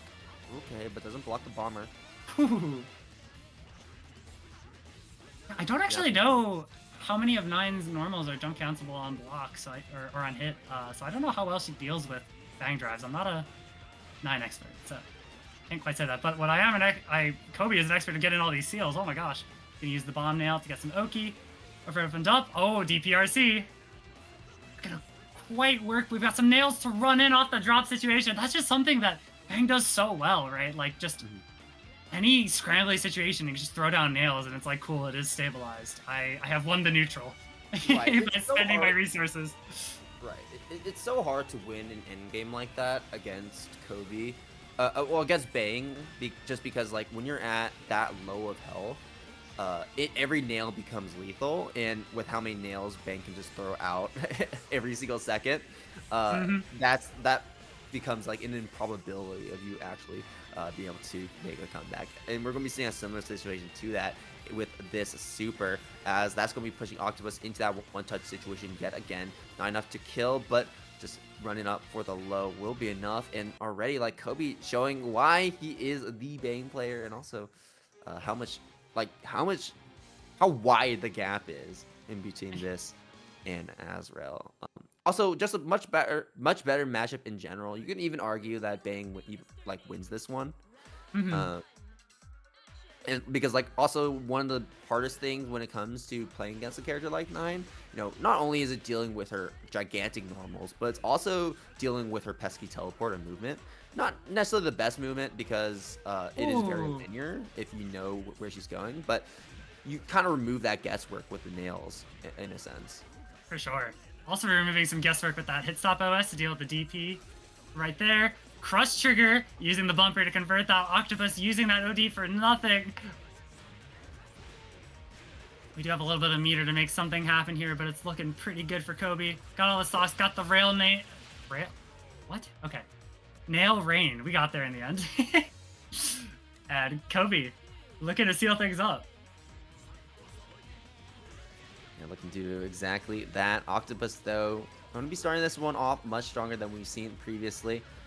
Sets up the freeze. No reset, though. I like that we're still playing it pretty safe. Ooh. Kobe showing that he can consistently block rock, so it's going to be a lot harder to try and open him up with that, and especially so if we're just going to be wasting our damage on attempting to go for resets. Gosh, Kobe used back roll to get out of the fairy setup and slipped Also, out of the speaking of corner, reset. and now... Yeah. Speaking of yeah, resets, like... that's exactly what Kobe is doing to Octopus right here. Ooh, very aggressive with the super in response to the OD from Octopus. Maybe expecting EA from Octopus, but no bite there as Kobe is now being sent out of that corner position that they were able to set themselves up into. Triple nail. One of them catching Octopus, and Kobe going to be taking control back of this round. Oh, what a reset. Oh my gosh, what a way to seal things up, Kobe. Little air command throw action. This bang champion, pretty good. Air Pretty good. Pretty cool. No, but real, just like you were saying before, there's the real difference in the matchup there. Absolutely showing, and just also just the matchup knowledge. I think Kobe really showed how, he understood his win condition. He understood some weaknesses in Nine's game plan. He had the movement to maneuver past it. Like, yeah, great stuff. Stardust asks, sorry, did the enormous anti-air fire pillow lose to air nails? No, it did not. It does look like that sometimes, though. Yeah, it's hard to tell with these big old spell effects sometimes, I feel like. And also, by the like, way, it just goes by so fast, too, that pretty hard to catch every single moment. This is a hard game, like, to watch and comprehend sometimes. Like, it feels like sometimes you're an anime character watching the Dragon Ball characters fight, and you're too fast for your eyes, and you're like, what's happening? But speaking of, if you're interested in more BlazBlue or more anime game action on an online bracket, you're already tuned into it, but tune in again on Mondays, Tuesdays, and Wednesdays at 8 p.m. Eastern Standard Time for the Boston Blue Beat online brackets. We feature BBCF, Guilty Gear Plus R, and Uni2 on Monday, Tuesday, Wednesday, respectively. We've got Matcherino brackets. We've got a high level of competition for all these games, as you can see tonight with our 29-person BlazBlue bracket with top NA players. So if you're interested in that for BlazBlue or any of those other games, please check it out. It's a great time. Yeah. Yeah, absolutely. Lots of great games run by great people. And, I mean, if you're enjoying the show tonight, I think we'll have a high chance of enjoying the other ones as well. You do see a similar level of competition and size of competition as you see here with like the other games like Undernight, for example. So definitely want to tune in for that. Absolutely. And we'll be getting more of those high-level matches soon as we get Don and Oni up on deck. Looks like our losers bracket has filled out as well. We've got Daze and Soliloquy playing on one of the matches, and Noel's pup, and Tabazo playing on the other. So I think just like you mentioned, Daze and Soliloquy climbing their way out of losers. I think you mentioned that for Tabazo as well. But yeah, all super solid players. Had no doubt in my mind that we would see them again. Noel's pup we haven't seen on the stream just yet, but we've seen them on stream before. Rocking that Noel, as the name insists, making that character look a lot scarier than most people expect. So. Yeah, absolutely. Noel is definitely one of the strongest representatives of, well, Noel. So it's always fun to see Noel on a stream, and it's going to be really interesting to see how we're going to be faring against Arcune. It's not a matchup you see terribly often, not only because Noel's a bit of a rare character, but also Arcune is a bit of a rare character. But always down to see more of matchups like this. Oh yeah. Ruby versus Daze. Probably going to be the Jin versus New. I don't see Daze switching to the Mai. Maybe we'll see the switch to the Mai, but I don't know if we're gonna be seeing that for. I don't think we're gonna be seeing that for Soliloquy. Maybe for a different ship. But we'll be seeing the Ragna versus Relius here, with Dawn versus Oni, finishing up winners top 8. This side of winners top 8. Ooh, great JC to punish the Dawn on the way down. Dawn managed to get a little bit of a punish, but not a ton. Burn through a lot of doll gauge here, though. But we've got the throw. We're going to be building it back up. Still have the overdrive as well to have that kind of like extra battery of doll gauge to work with as well. And the doll back on line gets smacked for just a little bit, but that did not dissuade Dawn from using that doll at all. Backing up, Oni letting that doll gauge refill yet again. Big anti-air, and there's that confirmed coming in from Dawn. Oh my god, the big 5C, great conversion from Oni. Gonna really make Dawn hurt for it, gonna spend that overdrive. Not gonna be enough to kill, but we're gonna get some health back. It's definitely gonna matter in a situation like this. Yeah, I think the idea. Oh my god, what? We did how much? Yep. Ragnar character does some damage. I was like, oh, we're just using OD. I was like, we're just using OD to gain health, I guess. But like, no, we just did it for the damage. And we're going to get burst back right now too. I think we kind of lose here to No, we're blocking. We got defense. Oh my god, the jump out, and oh my god, the JB hits cross up. I eat my words. What a yeah. Oni's like, watch this, blocks all of it. And you know what? That tiny bit of health mattered from that lifesteal, like just enough to survive the interaction. Oh my gosh, great stuff from Dawn going up 1 round in this first game. 5D snagging Dawn on the way down and getting some doll punish back. Oh no. Oh no. We're gonna forget that happened as we go to the next sequence of events here. Dawn having the corner, pushing forward with the doll. We're gonna call back the doll. Yeah, call back the doll. Finish off this combo. Let that doll gauge return, refill, and get that knockdown here against Eolyne to reset the situation. Oh my god, the 5D catches Dawn on the way down. He was looking for some kind of cross-up situation, but Oni's gonna capitalize on that. Got a ton of meter and active flow to work with. Weird combo ending, but we're gonna DP right back through it. Ooh. We weren't able to turn that into a hard knockdown. Dawn gonna tech into a situation again. Oh my gosh, we... So many air techs, so many scrambling situations. Gotta work your way out of the corner to do a bias. Time to guess again, but gets into the corner somehow for the cross-up. And Dawn's gonna tie things up there. Oh my gosh. Yeah, very tricky, very tricky. It was like at the tail end of that hit, like just before it landed, we just swapped corners. It was very, very close to get that mix up.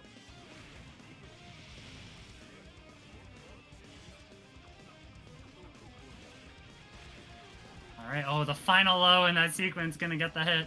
We don't have a lot of doll gauge to turn that into something. We're gonna unsummon.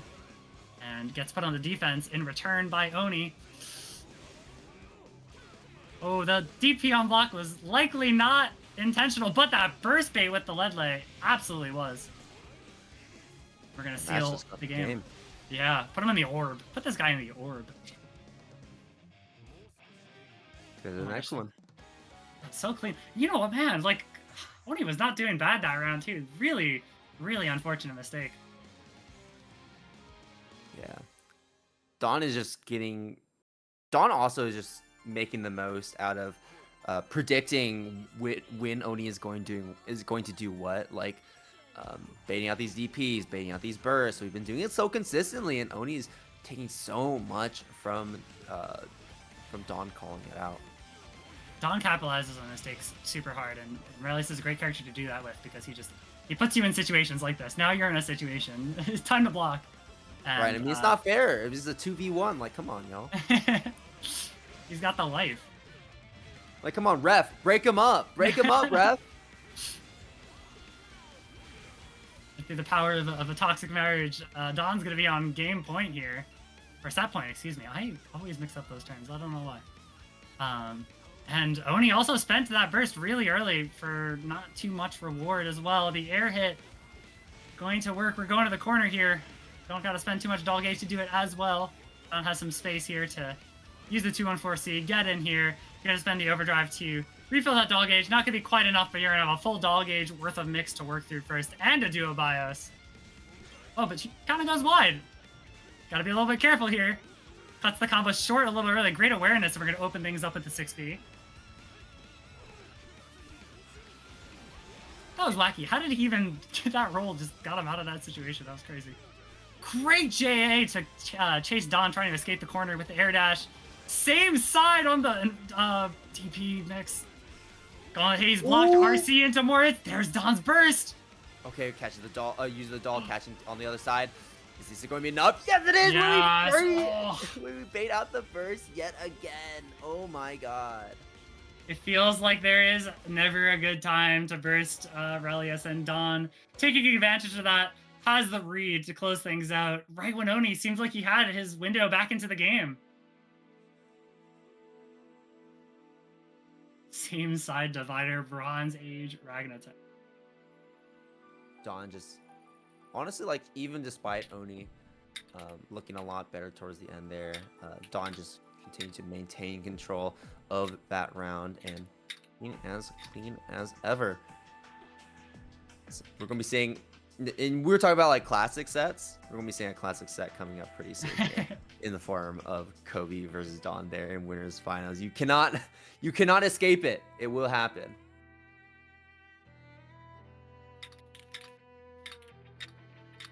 Man, they're bullying me in chat for not knowing BlazBlue move names. My bad, y'all.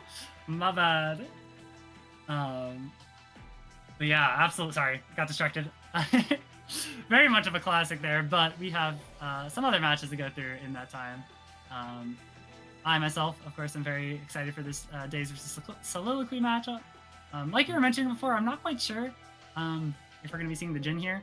I don't know. I could not tell you. I could probably tell you some guesses on the Jin matchup based on my own experience. I can't tell you much about New versus Mai. I have no clue. I have no idea. Yeah, Jin versus New. I mean, it's probably just gonna be. I don't know. Jin versus New. Just what I guess what you expect from like the Jin versus 9 matchup. I mean, of course, there's like way more different. I am being a little bit reductive with that comparison, but yeah, I think they're like I think a general idea kind of fits there. It's like, you know, you got to play a little bit more reserved. You have projectile options. You have ways to get in like ice car and stuff like that. So yeah, I think the difference is that New's movement is a little better. So like, well, New's mix and like OK situations aren't as scary and like you know, airtight as 9s are. I would say that New has, you know, the backdash, the command dash special, you know, ways to move around, and like Jin has good movement, but he's not like that fast. He's pretty middle of the road, right? So I don't know. It definitely seems winnable. I suppose we will see in the end. The players that are way better than me are going to be making the call, and that's probably the one you should trust. So we're going to be seeing it. Looks like we got everybody in right now. Just a reminder, as we make our way through more of this top 8, we do got that match arena still. I know all these players in the top 8 want a cut of that money, so make sure to give it to them. It doesn't cost you anything. It just costs you a sign-in and a click. Nothing else. So it looks like we will be seeing them. Okay, yeah. Yeah. And that also just makes sense too.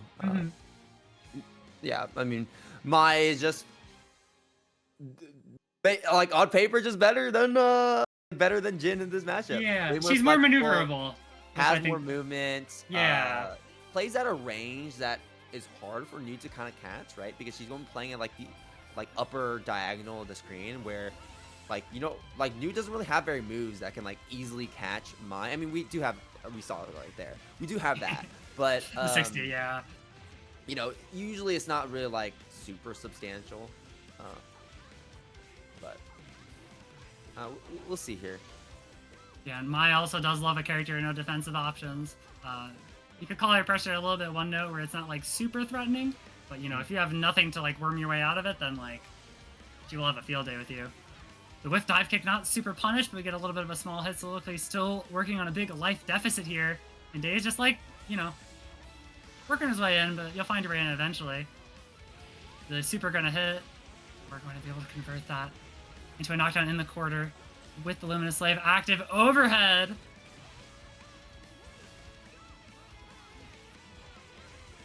And just like that, we're going to dash in, and yeah, like we've been talking about, the movement is really, really good here from Mai to punish Soliloquy for these moves, you know. Maybe not as committal with the drives as Lambda is, but still pretty committal and punishable if you are wrong with them. Definitely just not giving Soliloquy much room to breathe here. And unfortunately for Soliloquy, I mean, we don't really have a lot to do. Like, what can you do when you got Mai just stuck to you like glue? You can't even like press buttons because she is also just playing at this really big range that's hard to contest at. But Soliloquy trying their best, air dashing out. Okay, there we go. We got the gravity well set up. That's going to be halting the momentum for just a little bit, and that's going to provide Soliloquy in and out so we can teleport to the other side and go back to mid-screen. Mm-hmm. We do get a 4D hit here, but still have a lot of work to go. Being in the corner absolutely will help. A little float mix before it did seem to work. The daze holding through it steady for now. Oh my gosh, alright, the Spirit Charge forward punished this time. Another 4D. I don't think the daze is watching his head enough. We're gonna backflip out of it. Oh my god, barely missing the start of the projectile sweeper. But here comes another one gonna punish the JD. And this should be very burst safe, so daze isn't even gonna bother. Okay, both players around a piece. Soliloquy bring that one back towards the end. Next round start. Soliloquy backing all the way up into the corner. In fact, the dive actually missing, but Soliloquy maybe expecting it to connect. Respected it too much, and daze, even though that dive kick didn't miss, even though that dive kick missed entirely, still able to maintain that advantage here against Soliloquy, and maintain it is exactly what we're doing here. Soliloquy unable to find a way out of this sequence as daze is just bullying Soliloquy, kicking them while they're down. OD activations, should be spending the super for the increased damage, and that's going to be it. Look at that health bar from Soliloquy, absolutely blood red, and daze looking Kool-Aid blue. That's going to be a perfect for daze going up one game. Great stuff. I think we're really seeing how that difference in movement affects this matchup. And also just the lack of, like, Nine's ability to win off of hits. She can hit you in, like, a few messed up situations sometimes, but, like, apart from a few stray 4D hits, there really wasn't a lot going on that's going to make daze, like, afraid of dying. Might also just be daze picking and choosing his battles super well, too. Like there. Really safe jump forward. The JC gonna find a hit, but roll out gonna give Soliloquy the corner. Great conversion off the air hit on the Luminous Slave. We're going into the corner with another gravity setup. Time to block. Been a nice and safe. Daze more than content to block things out. A regular flip too. A regular jump out too. Doesn't opt to go for the flip there. God, and JC is so huge, punishing even the Murakuma backdash as well. Things down. 5C to check the rolls. Oh my god, super airtight. A normal pressure. Oh. Uh-oh. I guess daze had already buffered that, yeah.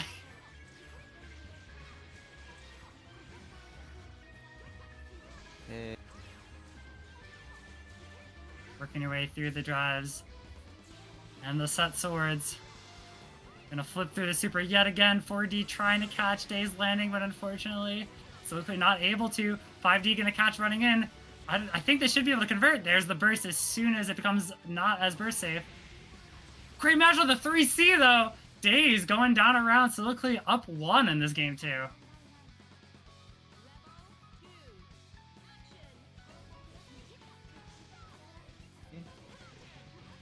Okay. Oh, great good low opening there profile. for daze. Yeah, right.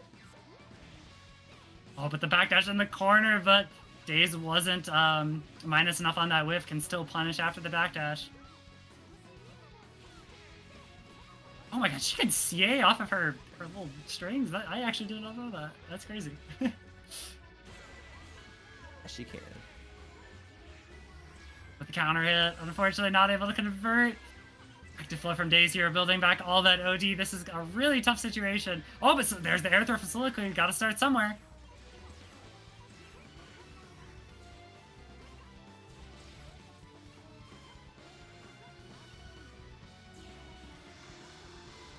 Super locked down. Daze just needs that one final hit here. Oh, but air throw from Soliloquy.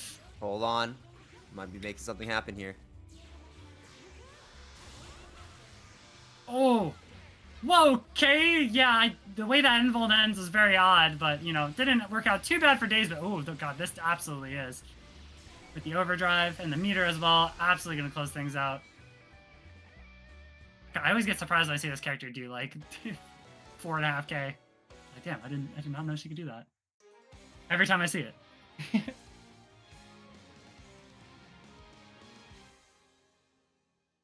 All right, so Soliloquy closing things out. And tying things up as well, going on to this game 3.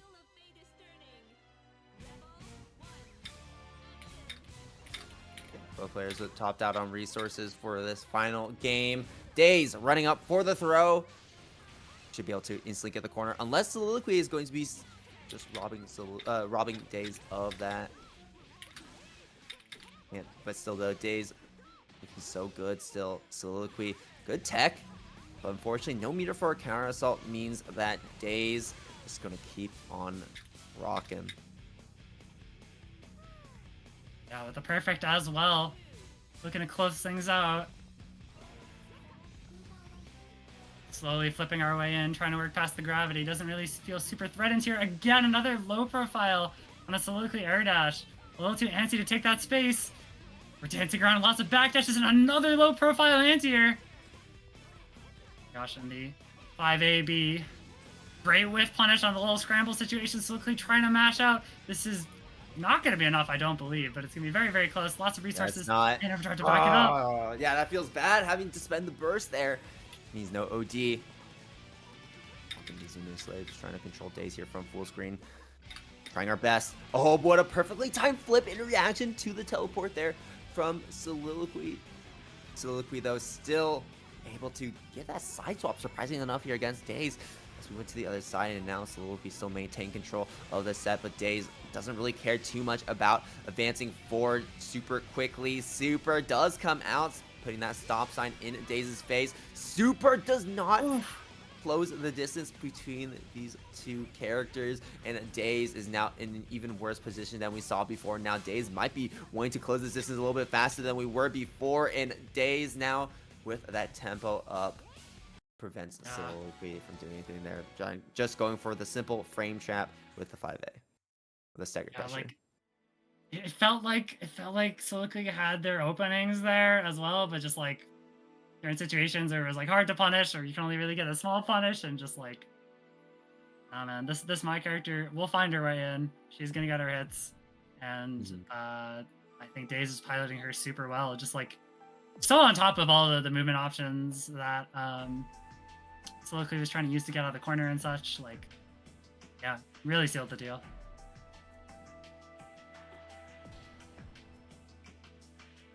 But great performance as always from Soliloquy. Always glad to see them here and competing. I'm sure we'll see more in the future. So Daze going on to fight Oni in the losers quarters. And for the other slot in losers quarters, we've got Noel's Pup and Tabazo up next, already ready. Winner of this going to be playing Octopus. We've got the Noel, so who's been like lurking in the loser side of bracket this entire tournament. The menace. Yeah, been seeing a lot more of this character recently. I know people have been talking about her, and I don't know.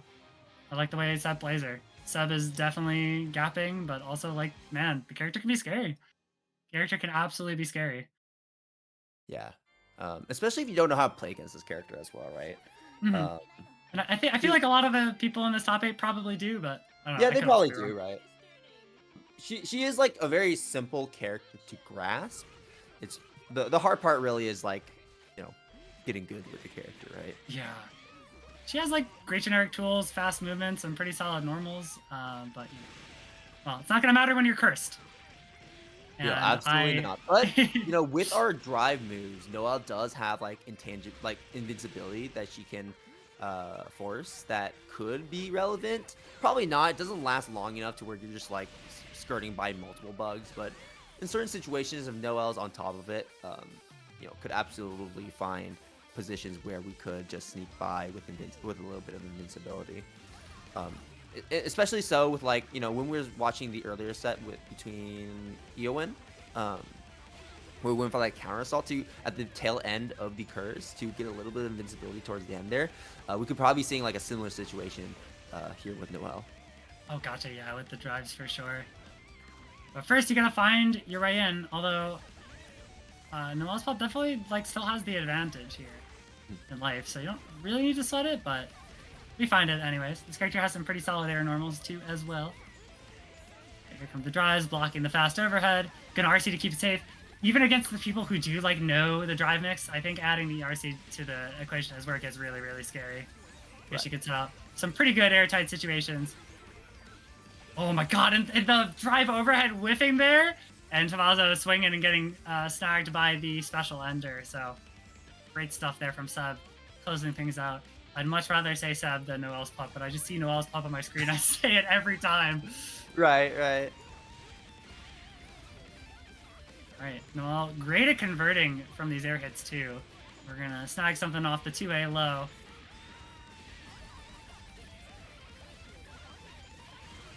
Right, another big counter hit. There's the burst from Tommaso. Scary one to spend. Probably your last one of the set. Oh, but here comes an overhead. Into curse. This could be super scary for Seb. It could. But we're right out of it. We don't get that curse. Wait. What movement there? You just completely avoid the curse. Yeah, just barely one tick of that cloud or one hit, and that's going to be it. And there we go. Yeah, good job. Tommaso realizing that we need to pop them up into the cloud. Does it right there at the tail end of that combo. I don't know if we're going to try to cash out. And the burst baited too! Yeah. Oh my gosh. And it felt like Seb was in control so much in these past 2 rounds, and just like that, a few calculated moves from Tommaso, and they're able to seal things up, taking that first game. That's the Arcune special.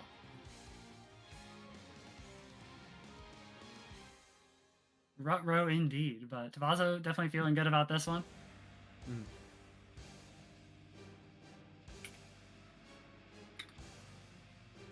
Definitely. Especially since we're on Lewis' side, we don't want to be messing around anymore here. So we'll go again. Tommaso 1 game up. First round. Air dash forward. Immediately into their shenanigans again. Tommaso pretty much saying, like, come up here, jump into the cloud, jump into my spiders. But catching the teleport dash. Locking down this goo ball, forcing him to sit down, sit still for a second, block my mix boy. And the OD into the curse, so cheap. Oh my god, caught the landing, but wasn't able to convert it to something huge. Oh my gosh. Immediately build up a good bit of curse as well. Right back into it. God, I feel like she was just cursed a second ago, this character. Oh my god, great use of the 4D drive. Oh, but gets a little confused. Okay, I don't know what happened there. But out of the curse, we do have a chance here to make something happen.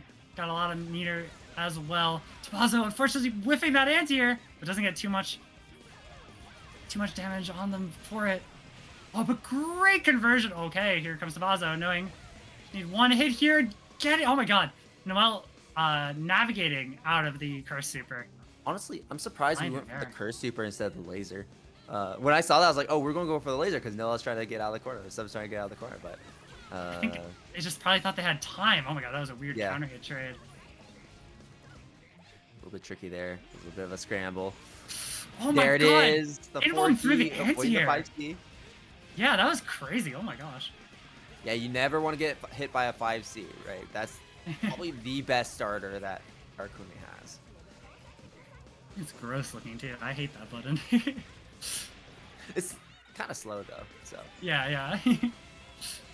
And just like that, Seb gonna tie things up, 1-1.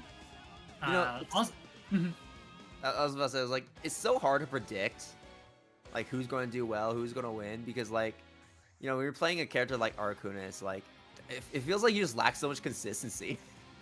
Yeah, I mean that's the balancing factor that stops him. Right, so it's like it looks like Tommaso is like the greatest player alive, and other times it looks like Tommaso is like the worst player. It's like, how did Tommaso make it into top 8 kind of deal?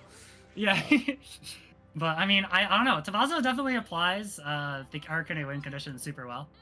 But yeah, you're definitely right that this character is kind of feast or famine. He would be even more fucked up and divisive if he wasn't, right? Like that is kind absolutely. of the quote-unquote balancing factor. Whether that's balance is up for debate.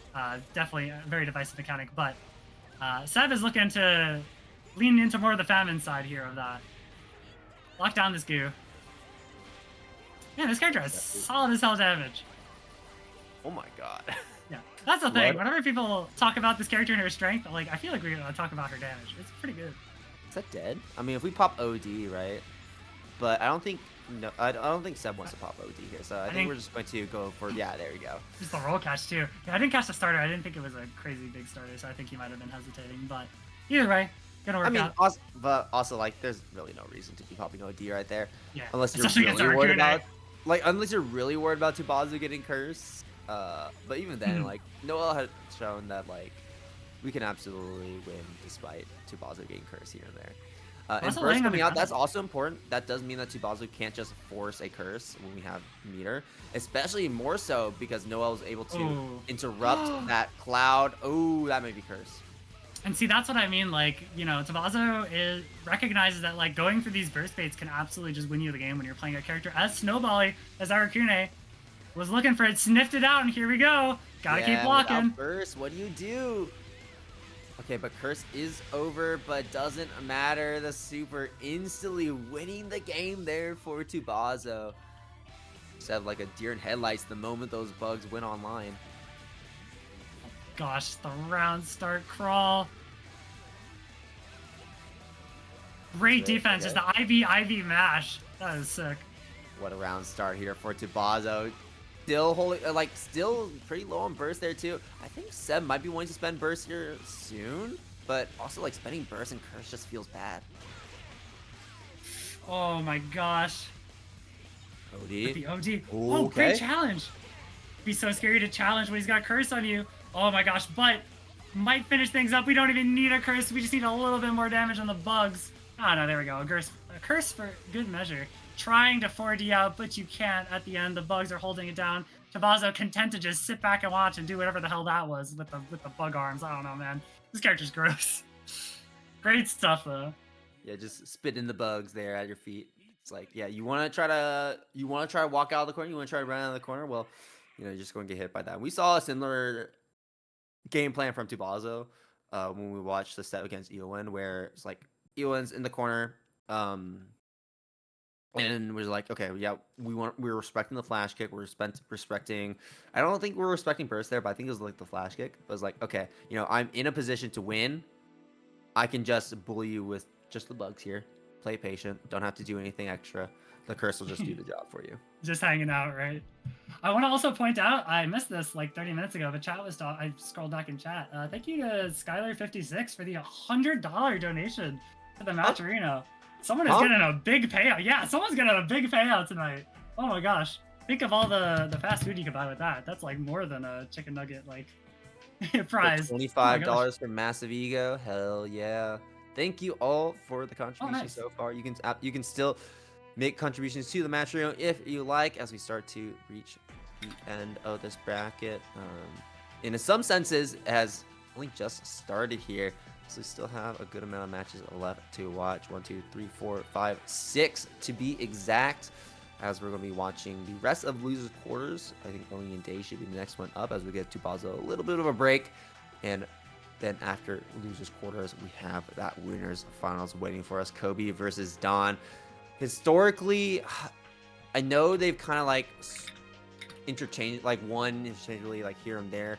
I will say like on average, nowadays, Kobe is the one that tends to win, but Dawn absolutely can still beat Kobe. Let's go. I was hoping that we'd get this matchup. I'm so sad that on our side the audio isn't working because I'm trying to jam to some Ragnar versus Jin theme right now. I'm a fake fan. I forgot the name. That's under Heaven Destruction, right? Oh. I'm a fake fan. Take me away. I don't know the name of the dolls. I'm forgetting song names. It's over for me. Yo, Thunlunk. I could too, man. I was over in Vegas. I was like, I had no breakfast. I had no lunch. And my first instinct was, I gotta hit up a Taco Bell.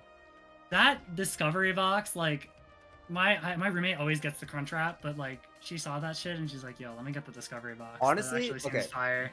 the discovery box is pretty goated, but the Crunchwrap Supreme is just so much more goated in my opinion. It's classic. It's classic for sure. But I think like if you can disrupt the classic at least for a moment, that's pretty cool. Like I think like Crunchwrap on its own, I think solos the entire Taco Bell menu. That's Like, true. I can agree with that. I mean, like, I'm sure some people will disagree, but like, I mean, late night Crunchwrap with a Baja Blast. Oh yeah. Now you're living life. Did you have? They had that like specialty for a bit, a limited one. It was like those like tiny little street tacos. Those things were like the best things I've ever had from Taco Bell, and I'm so sad they're gone now. Never had it. Honestly, like, I've had like a more of a recent awakening to Taco Bell because I never really ate at Taco Bell when I was younger. But now, like, going to like more events and traveling more often, dude, Taco Bell is like my go-to now. It is like Oh, we're having some weird stream issues. I'm sorry for that. But back to Taco Bell. Ego, what is it? Ego, what is it? While we're waiting for this connection issues to like sort itself out, what is your order? I'm curious. I don't feel like you can go wrong, right? Unless yeah, unless Taco like Bell you doesn't go have weird things. right, unless like you go into Taco Bell and say like I only order nacho fries. Like nothing No, against. even that's valid. No, I even feel then like. you're right. Even then, like that's fine. Because like sometimes you're not that hungry, you just want a little snacky, you know, like. Or you say like taco with no meat, and like that's just weird. But like no one does that. Yeah, that's like intentionally trying to be a freak. I feel like. Right, exactly. It's like it's not you at that point. At that point, you can't even like blame other people. True. I feel like all the reason I like Taco Bell the best these days is like all the other food places is kind of like downgraded. I don't know. Oh, also like it's so affordable too. It is like you know it used to be cheaper, right? For sure, but right. But everything like, else is so compared to much the more competition, expensive, right? Like yeah. Even though like I could like eat a burger anytime, I do think like they're generally just a little more expensive, and also like you know sometimes they just don't hit. Okay, let's see. $7 box, 2 grilled cheese burritos, 2 soft tacos, 4 Cinnabon delights, 2. That's good. Yeah, what's the problem with that order? Wait, what's the problem with that? That's a great order. What are you Is talking it that about? there's a lot of food? Like that's not a problem. Yeah. What? Right, exactly. Everyone's like, that's not bad. Like, are you I'm just like talking to people who are like intentionally trying to rage bait at you or something? Or just don't eat Taco Bell? You might just be talking to Taco Bell haters. In that case, you can't dissuade them. Don't let anyone shame you for the amount. Oh, concerned over the amount? Who cares? I mean, I guess it depends on like the context, right? Like, I don't know. I've Like never tried the Cinnabon delights though. Because like I guess like it's the context and frequency. Like if you're having Taco Bell every night and you get that order every single night, then I can kind of see like yeah, that's a bit weird, but I don't know. I think that's fine. Because honestly, like you shouldn't be eating Taco Bell every night. Like if I said I ate a Crunchwrap Supreme every night, I'd also be having concerns. Yeah. Unless it's like a trip out of state or something. Like I yeah. But even then, like I gotta have a little bit of variety, right? Yeah, if you're at like a con or a tournament and there's just like one thing next to the venue and you're like, man, we're living off Taco Bell, I guess. It'd just be like that sometimes. That was me over in Vegas this past weekend. I just got back from Vegas this morning. So yeah, I like the Taco Bell over there, but also was just like I was just eating McDonald's the entire weekend. And I was like, was it for the Pokemon thing? I think Pokemon had a tournament. Yeah, I was there for the Pokemon tournament. Oh, nice. Do you do VGC or TCG? I do TCG. Oh, sick. Me too, actually. Don't ask how I performed. And on that note, I'll tell you how I performed. So I was actually expecting to go into the okay, so like out of all the things I play, I think I'm probably the best at like Pokemon TCG. Like I'm not that good at fighting games. Like let's be real here. But like TCG, like I'm pretty decent. Like I almost made day 2 at Milwaukee, so I was like, okay, maybe I can make day 2 now, and that's kind of what I was expecting. But I ended up 0-3 drop. It was terrible. But at least I was like, okay, I'd rather 0-3 drop than almost make it and then not make it. You know what I mean? Yeah, I think it feels a little bit better there. But even then, I'm like, damn, like that does not meet my expectations. Like, and the thing is, like, I have a lot of locals in the area that are very good at the game, and they're like all telling me is like, yeah, that's uncharacteristic of you. They're like, like you shouldn't be 0-3 dropping like that. Like, they all fully expected me to like make day 2 or like near make day 2. But I was like, Mhm. yeah, I guess I mean, I made misplays obviously, and it was a bit of a mess. But anyways, I played Poltnor, and I was like, okay, Oh, well, gotcha. at that point, I was like, okay, I'm just going to focus on the side events and clean house there. And that's exactly what I did. I clean house in all the side events. And I was like, where was this performance coming in the main event itself? Why was I performing well there? Why did it have to be only the side events? But still, though, I'm like, because I did so well in the side events, I essentially made more of a payout than most people that played in the main event Oh, anyways. nice. So it was fine. I mean, I essentially put $75 into side events for the weekend, and I got 72 packs out of it. Oh, love to see So I it, mean, that's honestly. essentially like $75, $400 in value out. I think that's pretty darn good. Yeah, especially with the early drop to like get your games in too. Like, I recently I've really missed. I used to do those kind of events for Magic, but I Mhm. quit in high school, and I've been getting into the Pokemon TCG casually, and I've been like, man, I kind of do actually want to start going to comp events for this game as well. So What's the game is deck? sick. I've been rocking Cynthia's Garchomp a bit. It's definitely like Ooh, okay, that's a bit rogue. of a spicier one, right? Yeah. I want to say it's like, I guess it would qualify as a rogue deck. Yeah, it's not like good enough to be like, having like a big meta share, Mhm. but it's definitely like a niche pick that does find success. Yeah, So I've been trying to tune it. I think it has a place. Not a lot of decks can one shot the it's big 400 HP guy, and also it does really well into the Mega Kangaskhan right now. So I think it right. has a place. It's a fine deck. I don't know. The problem too is that because it's a fighting type, Gardevoir just being so as good as it is makes it difficult for it to be relevant. Um, and also Yeah. just like yeah, it's very straightforward too. So you gotta be very very smart with how you bench, how you attach, Mhm. because if you mess up, then you're kind of cooked. Like the only way to like have people on the bench is to boss them up because you don't have access to the monkeys. You don't have access to spread moves like Pulse, Phantom Dive, or Scream Tail and stuff like that. So you're kind of missing out on attacking the bench. Yeah.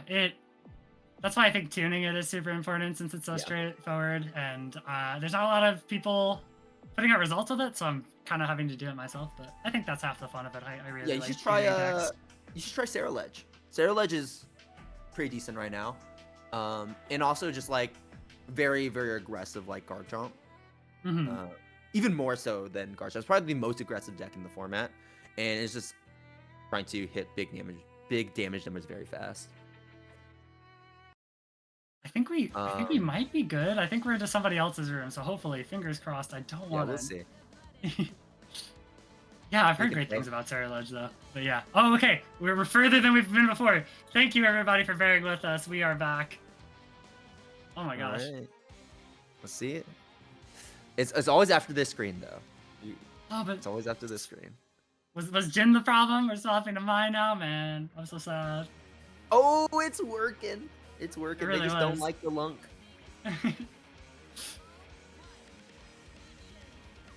Okay, swap into the mine. Not going to be seeing the Jin versus Ragna. I guess the world did not need to see that. We're going to be seeing the Mai instead. I mean, definitely a much more solid character, and also just a better matchup into Ragna as well. Yeah, I'd It's probably say really going so. to be interesting to see as well just how Oni is going to be contesting with Daze at the places where Mai kind of wants to hang out, especially when it comes to the air. Ragna does have some really strong buttons, like JC, for example, is just this big wall they can use to just swat Daze out of the air if we try to go into there too often with javelins. And also just trying to hold down Mai is going to be a little bit difficult if you're not structuring your offense correctly, because a lot of the times how Ragnar wants to structure that offense on block is 2A, 2A, 5A kind of deal. And the thing is that flip is going to be kind of ignoring that 2A, ignoring the lows. For sure. Oh my gosh. And that nice meaty JC don't got to worry about flipping much at all anyways. Got active flow and some meter. We're gonna cash out. Make use of that bonus damage from active flow. Yeah, Like, absolutely. great use of the flip. Oh my gosh. Yeah, flip is Mhm. quite good. I mean, Yeah. for like the reasons I was mentioning, like the way you kind of have to structure your offense differently because it loses to standing buttons, but it beats low buttons. Yeah, it is a frame zero reversal for anything with flip property, so it is a real option. Using the CT into super, nice optimal meter dump there from daze to take that round 1. Alright, to action, here we go. daze going to be taking the initiative, but a DP from Oni not wanting to deal with the stagger pressure from the 5As. Going to be finding a throw afterwards as well, and that's going to be taking daze into the corner. Now, let's see how we're going to be structuring our offense yet again. daze electing to just hold down back, blocks the 6B efficiently, and now using that flip to be a little bit tricky there. Oni, though, playing a little bit patient, waiting to see what daze is going to do, and now using the 2A to lock down daze. There's a burst for his troubles. Sitting pretty with all that meter and overdrive. Great block from Oni, but unfortunately doesn't block the low. DP instantly coming out, and Oni just so aggressive with these DPs as well. Not even using it when we have meter to back us up, just confident that it will land and using it as a way to just have force daze to respect that defense from Oni here. I think daze was doing exactly that, respecting the DP now that Oni had meter, but Oni not fighting. There's the DP coming out though. Fatal counter as well. Oni electing to burst that one, not wanting to take the damage off of that confirm, but this is also going to be a lot of damage off of this confirm that daze just found. If we end it with a super, that could be pretty close to killing, but of course daze not wanting to gamble on that, and I wouldn't gamble on it either, holding on to that meter to stay a little bit more consistent into this end game. Oni find the JA, but the JA does increase a lot of scaling there, so I think even with a super it wouldn't have been enough. Another CA. One last chance here for Oni. Gotta get that hit. Slightly down on life. Oh, but the air throw after the backflip. Only 4 seconds. Don't really have time to chip out. daze doesn't want to spend the overdrive to freeze the timer, understandably. And the timeout. Oh my gosh, that's the first one of the night, I think. Yeah, it's very, very back and forth. It really did feel like a bit of like an RPS too. It's like a dance. JC, whoa. That's big. I don't know. Yeah, I don't think Oni really wanted it to side swap like that, because that would have been tossing daze into the corner if it didn't. Very patient. A staggers. Oh my god, maneuvering just around the DP but can't quite punish it. We're going to block it out this time. Get the meter out of Oni. Oni's starting some pressure of his own. He's content to just sit there and bury in the corner, looking for a chance to jump out. There it is. Oh my god, falling JC gonna lead to a combo. That move is gigantic off the air tech. Absolutely, just knocked down from dive as well. Now charging up the javelin, tossing it out here at Oni. Okay, blocks the overhead, and surprisingly, we're going to be using that burst on the mix. Could be a little bit scary if daze finds the right hit. 5A does connect. There's a TRM. That's gonna be the hit you were talking about. No, we're not gonna Astro. Character gets like OD list double supers in the corner. It's crazy. She does damage. I am sad for no Astral though, because that Astral is sick. It's super. You know, I forget what it looks like. She like throws the spear and it like zooms past the screen and kind of like curves towards the screen and then goes back down and like crashes into the earth. It's a lot less cool when I describe it with my words, but you just kind of it does sound pretty not cool. my bad. But anyways, getting back into it. Right, like, honestly, some of them don't really sound that cool. Yeah. Like in words, you have to kind of watch it to determine that on your own. But anyways, here we go. daze starting us off stronger here, setting the tempo, setting the pace. Only respecting these big JCs that daze is tossing out. Really nice catch there from Oni, catching the flip. daze has been weaving in those flips a lot more often on offense to try and bait out reversals, bait out buttons, and now Oni is starting to meet daze up in the air whenever daze opts to go for those options.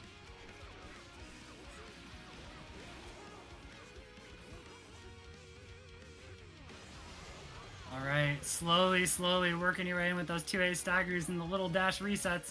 Gonna get rewarded with a burst from daze. Comes Oni, we've got active flows here. We've got a ton of meter to spend too if we want to cash out right now. Seems like we're not in the rollout. Let's swap the positions. DPRC canceled. When he does not want to let go of his turn just yet. Another RC to keep things going. Daze not cracking though and has 100 meter now to play with. We've got some tools to make this comeback. No, time could be relevant again too.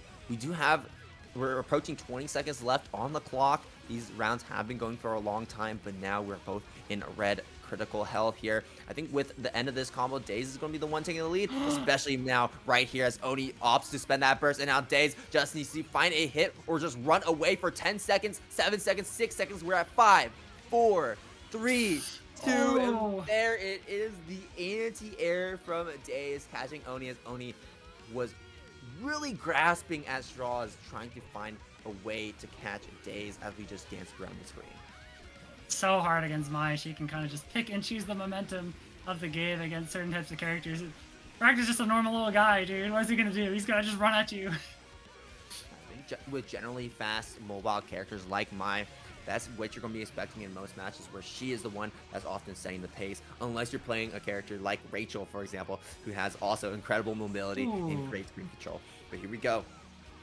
Airstall's finally working out for Daze after Oni answered a lot of them super well, and just like that. Welcome to TP though. And yeah, we just barely didn't have enough mirror to actually RC that to stay safe, and Oni taking so much damage off that counter hit as well. We're not going to be getting burst back in time. Daze getting the checkmate situation as Oni is on the cusp of getting burst, but not quite there. Daze now with a 2-0 will be advancing forward. These connection issues be damned as Daze stays strong. It was kind of crazy. What a swing of the momentum that my opinion, started when Daze got that air stall into the spear dive. Just like smelling that frustration from Oni, being like, yeah, this guy's about to DP. He's upset. And taking advantage of that, this character gets some crazy counter hit punishes and seal things up nice and clean. Going to be moving on to play against the winner of Tabazo and Octopus, which we're about to see. Which is gonna be a wild one, wild and weird one with curses and spells and teleports. Nine versus Rachel. Honestly, whenever I think of like these two characters playing against each other, I always think of Swirly Glasses versus Small Fry. That's like a classic in-person matchup that happens a surprising amount of times. I think like they always meet each other in bracket for whatever reason. And also just like Swirly never plays online. But it's a really weird matchup. I don't know how else to explain it. Right, yeah. It's like either 9 controls the set or 9 doesn't. Right. It feels like it's kind of that way with Arakune too, so. Right. That's true. 9 obviously having not great defensive tools outside of like the DP, and even then like against a character like Arakune, her DP kind of sucks. You know, against other characters, maybe like a Ragna, for example, her DP can be quite good, but definitely against Arakune, not the best. But ideally, she wouldn't have to worry about spending the DP just because she has some solid movement there with the teleports that can be a little bit tricky if we're trying to go for, you know, the curse cloud, or we're trying to go for the projectile bugs to chip away and add to the curse meter. And with our big buttons, we can kind of just keep Tabazo locked down and prevent him from going for anything. That was crazy. Honestly, like, Tabazo, you shouldn't have like tried to burst bait. Like, I understand the idea, but honestly, like, when you get something like that, just go for it. It's honestly like, a solid thought. Most people are gonna burst like first hit against 9, which is, you know, a good strategy. And Tabazo has been sniffing out those bursts tonight for sure. So I like the idea. Yeah. I think what you mentioned before about oh no, go ahead. Sorry, didn't mean to. Oh, no, I was about to say, like, if I got round start, if I had an opportunity to get round start curse like that, I'd just take it. Honestly, that's fair. I feel like that's what most what's this character called? Like, what the hell? Arakunes do. And just like that, we got the curse anyways. With the burst used from Octopus, no more defense against it. And yeah, like you were saying before, what is 9 really going to do against Cursed realistically? Like, she's got to hold it like the rest of us. Right. There's really nothing she can do once Curse is down. Other characters definitely have more mobility than her, but she's a little too slow in order to be really making any meaningful plays while the curse is active. Tries to go for a sneaky reset there with the rock, but does get blocked. Tubazo not blocking that other one. Unfortunately, can't get the combo with that final rock, and that is going to be the 5C starter that Tubazo is looking for here. Double cross up, opening up Octopus and tacking on that damage. Going for one more reset while we still have Curse applied to increase the amount of damage we get off of this. The OD as well to lock out that burst, and that will be game and around here for Tubazo. Yeah, just really taking advantage of the fact that, like we've been saying all night, feast or famine type character, and Nine's properties like really take advantage of that.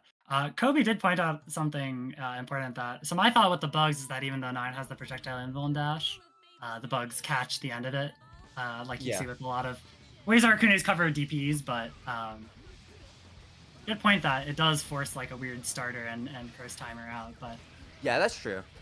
But generally, yeah, it does do that, and I guess it's kind of like the idea of like, think of it like getting an air, like forcing an air hit with Duel's Bios, where like if you're going to, the way to get out of it is just force an air hit and then drop out of it awkwardly. And I guess like that's the idea behind it, where like you teleport out, you just get hit awkwardly and then escape. But still though, yeah, I mean like there's also the idea that at the end of it there is a decent amount of end lag to the point where you do kind of get caught by the bugs. So great it use of the depends on teleport. if Tubazo can keep the momentum going when the bugs do find that hit. Tubazo is managing to worm their way out of the corner there, but unfortunately the 4X from Octopus is going to take it. Looking to tie things up here with another round. Oh my god, great super jump past the spider there.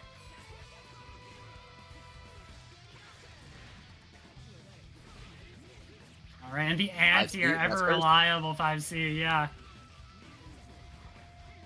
Oh no, not quite. Oh, and I love how Tubazo just backs up and knows that like Octopus is just gonna like try to teleport out of the Bugoki, gonna move to where she's heading. And here we go. Yeah, like even with the dash, I don't know what Octopus is even doing. I can't see past all the bugs. I'm gonna be completely honest with you. The bugs are gonna seal things up. Tubazo gonna be on game end set point here. All we know is that we ain't blocking it. Yeah, you're gonna hit is the important part.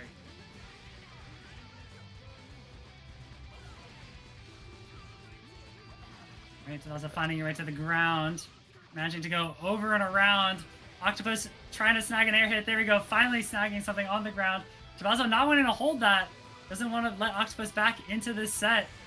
Big whiff and nice punish. Octopus burst also answered. This would be huge, but the jump in, controlling too much screen space from that 9 with the giant air normals. And Tubazo loses that one. Octopus tying things up 1-1.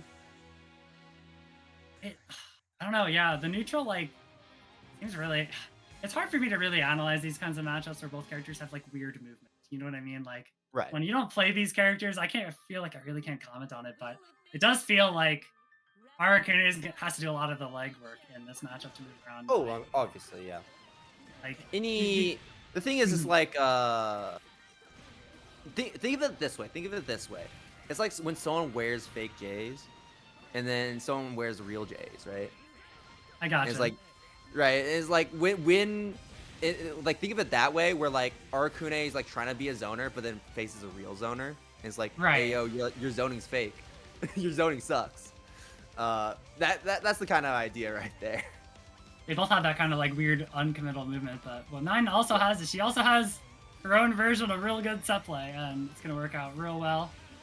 Big counter hit on the anti-air special here. Here's a fairy. Blocking it out pretty good from Tubazo, not really flinching. Ooh, scary. Nice block on the overhead. We've got the fake walk. But here comes the slide in. Gonna get the burst out from Octopus. That's a good thing. You're gonna have to get through it eventually, but you do need another hit here. With the cloud too, but oh, can't quite convert it. There we go. Not quite, actually. I'm a liar.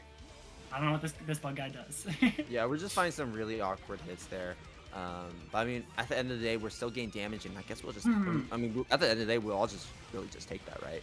Yeah, we're getting damage, and now we got curse, and that should just be round set here.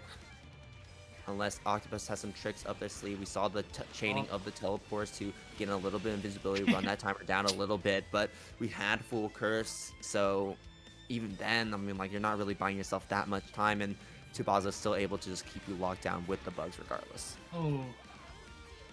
Yeah, just the awkward movement getting shut down by the giant air normals. Big counter hit doesn't lead to much. Gets a little bit of damage with the overhead. Tsubasa really consistent even after Octopus blocked the past couple overheads.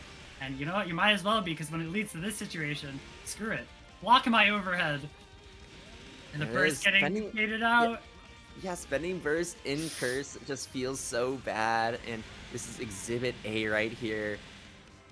Tsubasa making the most out of this confirm, because we might not even be able to get curse later on in this round. So just make sure we get as much damage as possible so that regular Arcunic can clean this up.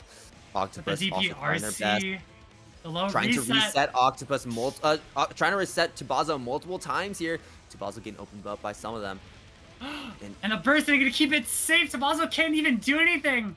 Octopus going to take it off the back of a ton of little resets.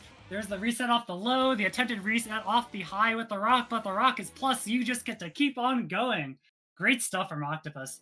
Working your way out of like a situation where your burst gets baited and cursed, like that is a terrifying situation to be in. I love how Octopus just really went all in on that game plan as well. Like, yeah, okay, I'm gonna see if Octopus can, like, if Octopus blocks it, I'm still in a decently favorable position, but if he doesn't, well, I'm kind of winning the game then. For sure. Just like, it's all about having your path into the game, right? Like, even if it's unlikely, that's huge in TCGs too. Back to our topic before, like, playing sometimes, yeah, you have to play for the win. You need to find your line, even if it's unlikely. And definitely found it there. Great stuff. So Octopus gonna earn the privilege of playing against daze. We're gonna have a rematch of our game from before. But before that, we're going on to our first 3 out of 5 of the bracket. We've got the winners finals. The classic, as you said before, Salte, the KillaKobes versus Dawn. I'm wondering about the character selection. We shall have to see. Generally, Kobe is the one that takes it whenever these players play head-to-head. Though it is funny, because if they don't play against each other, then what happens is, like, Kobe will, like, job before grand finals, and then Dawn wins. Right. Usually it's like we got 3 players, right? It's like Kobe, Ice Cool, Dawn, right? Or like Kobe beats Dawn kind of beats Ice Cool kind of beats Kobe. I mean, obviously it's not that simple. They're pretty interchangeable from what I observe. That's kind of what I gather. Just like Pokemon. I'm sorry, I'm Pokemon brain tonight. Anyways, get it into it. Here's your winners finals, everybody. Dawn versus Kobe, 3 out of 5. Start off with a wow, that was almost a crazy conversion, but and another weird air conversion. Both these players looking to snipe each other out of the air. Dawn getting put on the back foot too. Cute little pressure sequences from Kobe. Lots of little openings up, but just gonna burst to get out of the corner. It's all gonna hold things down. Oh my gosh. I don't think I've seen a combo finish. All these little oh my god, was running up with the 2D. Calling out the reversal super. Kobe does not want to let Dawn breathe.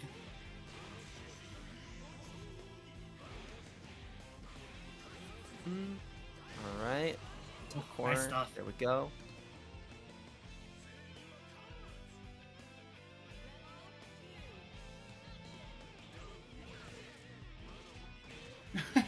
This time Dawn's gonna take the ground, let the wife do the anti-airing.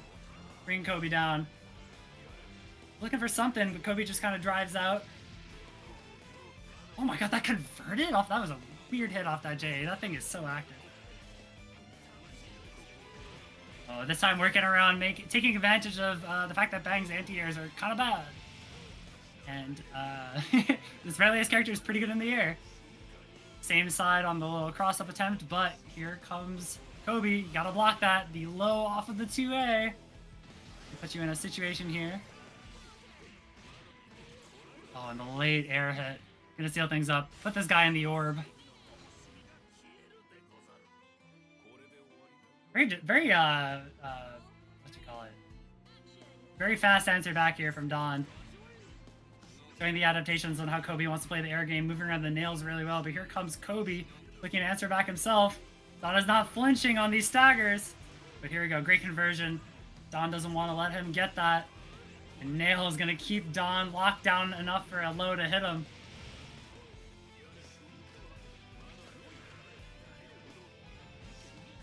Characteristic drop here. Was looking for the TRM. Oh, okay. Oh my god, great weight on the air stall. Letting the Dodgers whiff in the corner. That's crazy. I did not know that happened in the corner. And Kobe gonna take advantage of that to see up the game with the Umbrella Rain as well, holding them down. That's a game one. Oh my gosh, I felt like I could barely breathe that game. Jeez. Yeah, it's always super scrambly. Though Relius definitely struggles a little bit more, especially if we don't have Doll out, right? And that's the idea. You kind of want to just suffocate Dawn as Relius Dawn as much as possible to make sure that we can't just we can't get the Doll out and try to go blow for blow with Kobe here. For sure, and Bang has a lot of really great options for dealing with Doll, whether it's kind of like blowing through it or just punishing it for a badly placed summon, just for some Doll gauge damage, even if it's not a big punish. Oh my god, gel him to the ground and do a throw. Great stuff from Don. Got a full Doll gauge to work with here too as well. But Kobe in a kind of bad situation here. Looking for some kind of reversal. But Kobe is not budging. Confident on that defense. The drive is not going to work out. I think that was... I always mix up the drive animations between 5D and 6D, but gets called out regardless. Going on to game two, or round two in this game too. Quick conversion here from Kobe. Gonna cash out on that dot damage with the poison dart.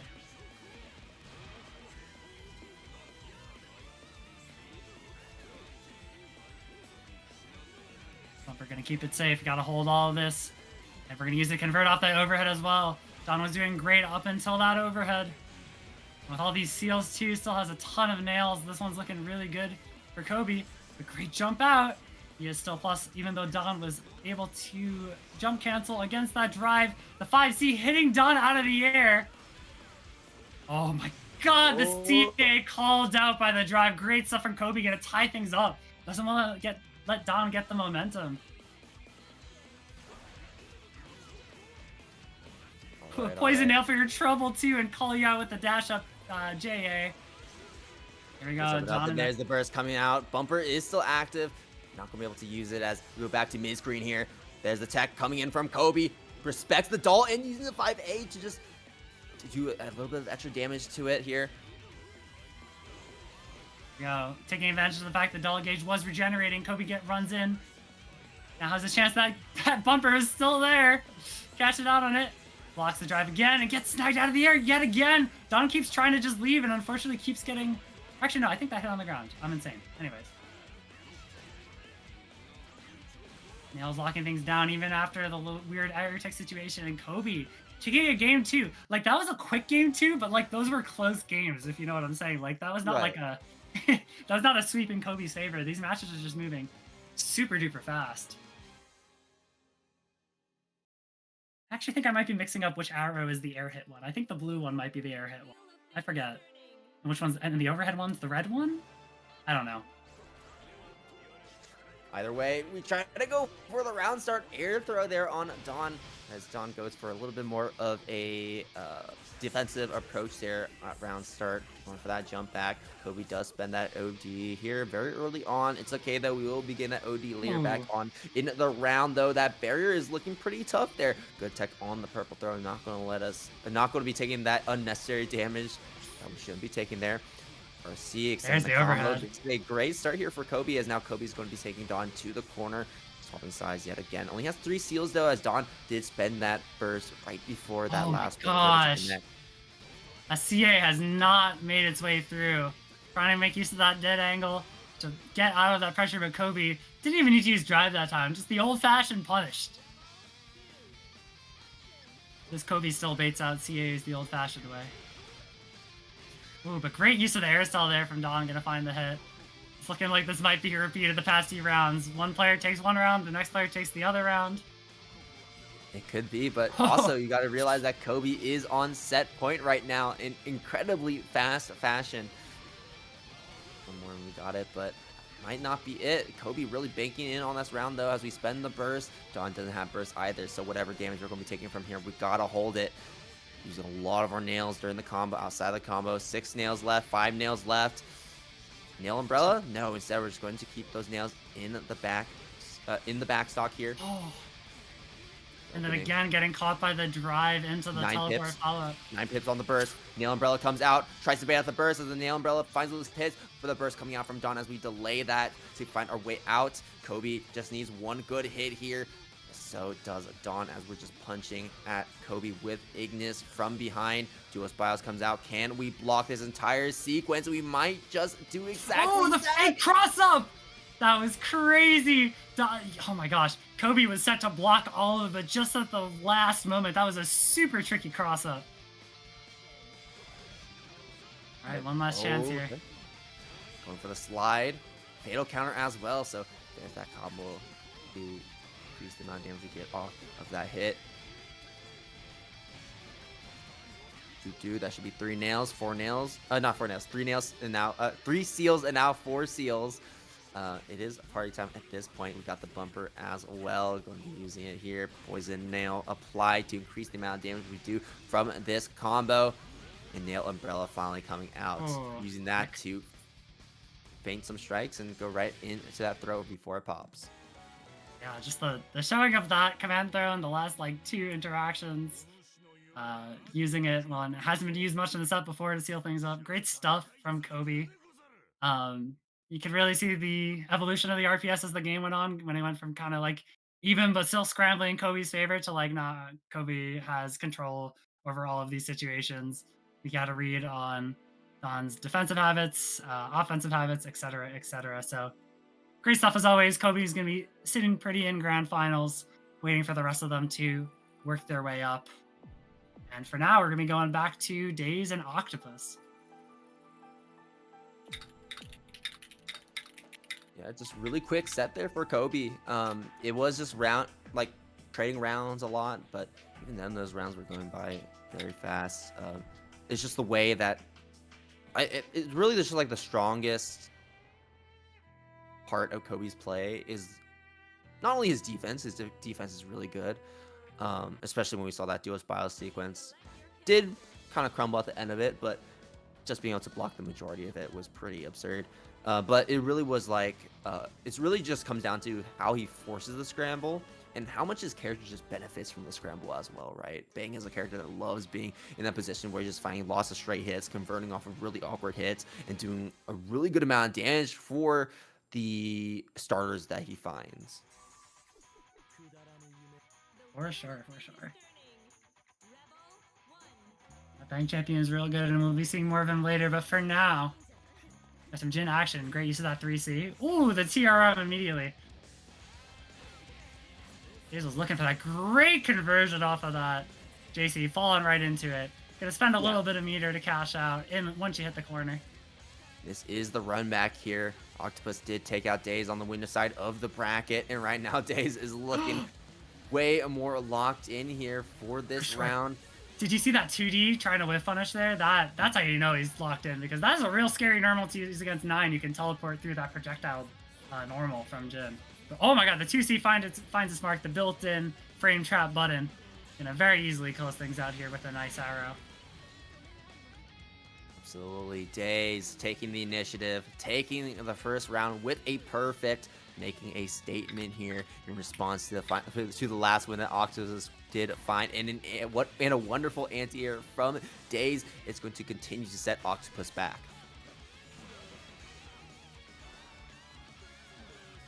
Backing up, giving Octopus a little bit of space here, and just giving Daze a little bit of space to breathe as well. Just poking with our very big sword normals and finding the perfect anti-airs, the perfect whiff punishes, and look at that, Daze hardly taking a scratch in that round as well, as we're looking so confident, keeping up that tempo, and really just playing in a way that it feels like we're just walling Octopus out of the game. For sure. I really loved Daze's use of the the low profile 3C a lot there to kind of work your way under the jump ins. Right. Just super clean neutral here from daze, and Octopus now it's on Octopus here to like kind of just figure out how we're going to be dealing with this, right? And we got our big buttons, right? We got our fairy. I think getting fairy set up is probably going to be one of the high priority spells the Octopus wants to get. For sure, it kind of limits a lot of what Jin can do in the air. You're worried about the fairy in a scramble. Catches the roll with the plant spell, by the way. Great stuff. And this is the situation that Octopus wins in. This is the 9-win con. Jin doesn't really have a lot of great options. And man, why is Rock OD safe? I'm sorry. I gotta be a complainer for a second. Alright, but daze unfazed, and there we go! The 2D finally finds its mark. It lets you kind of like whiff punish 9 normals from like just the end of it. Right. Oh, and the throw. Meaty throw. Into burst there. Gonna wait out the fire rain. No reason to challenge it. And Jin is like a, oh my god, that conversion off the tip is so crazy. That so character's kind of cool. He's kind of sick. Oh my gosh.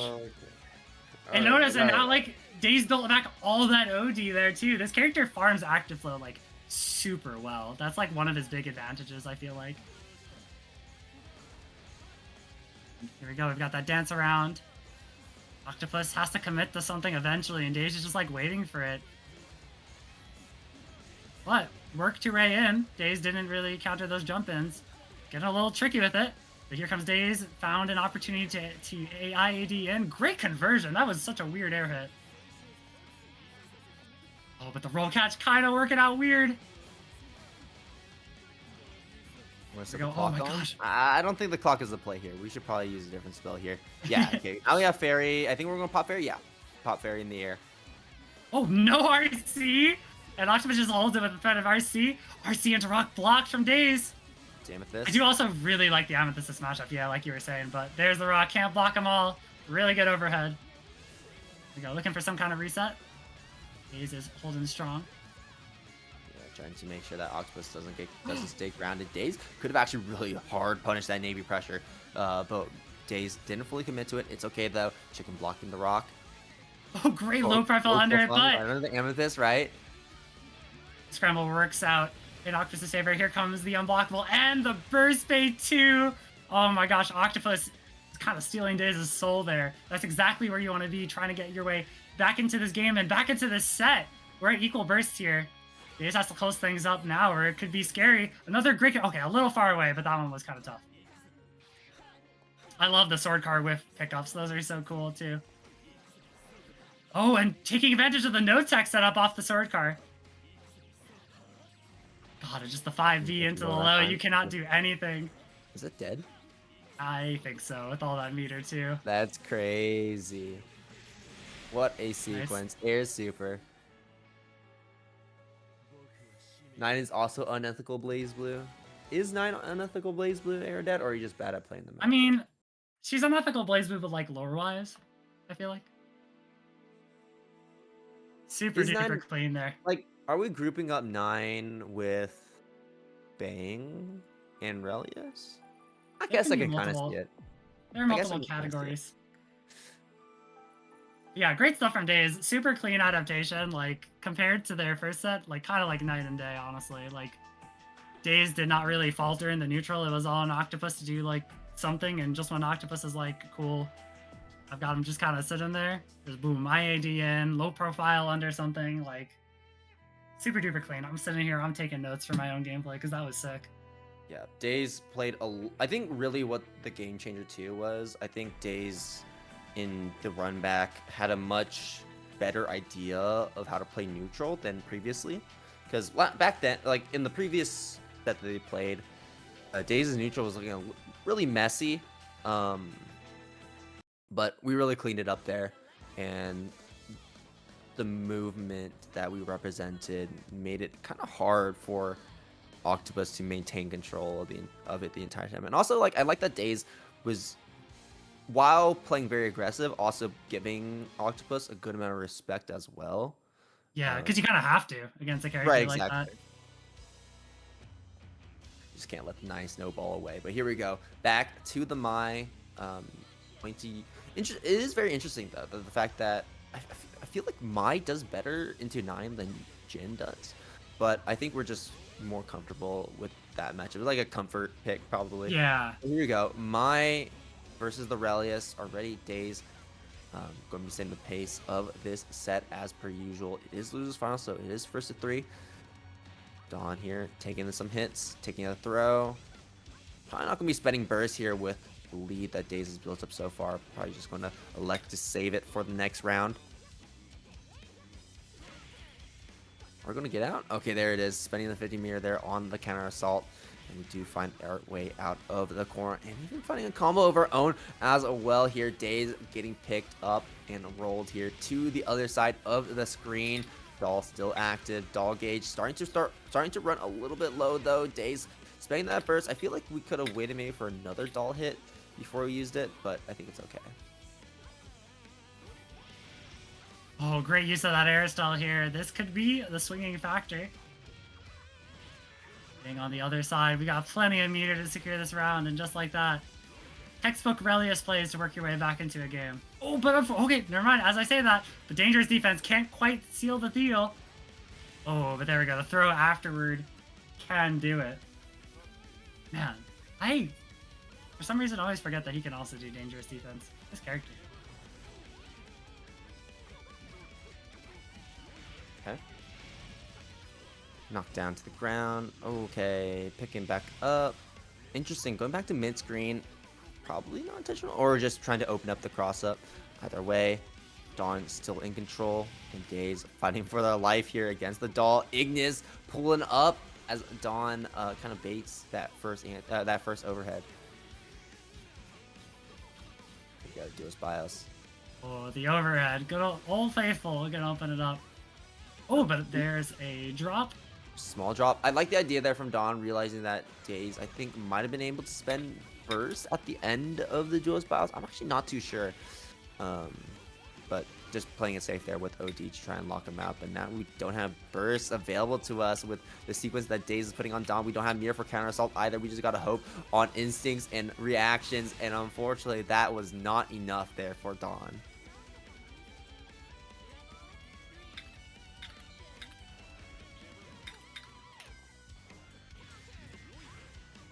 Gosh, yeah. And Dawn did thankfully build back that overdrive after that unfortunate combo drop, but looking good so far. Oh my god, the roll pickup. daze just refusing to tech. Gonna burst Dawn back into the corner. Taking advantage of the weird neutral tech situation in the air. Gonna catch the roll too. Nobody wants to E-tech in this economy. Oh my gosh, it's in shambles.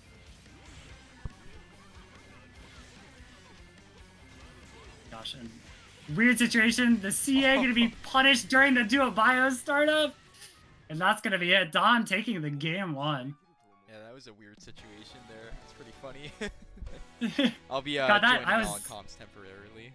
Seeing as awesome. Good to have you, Thunlock. Yeah, it's fun to be here.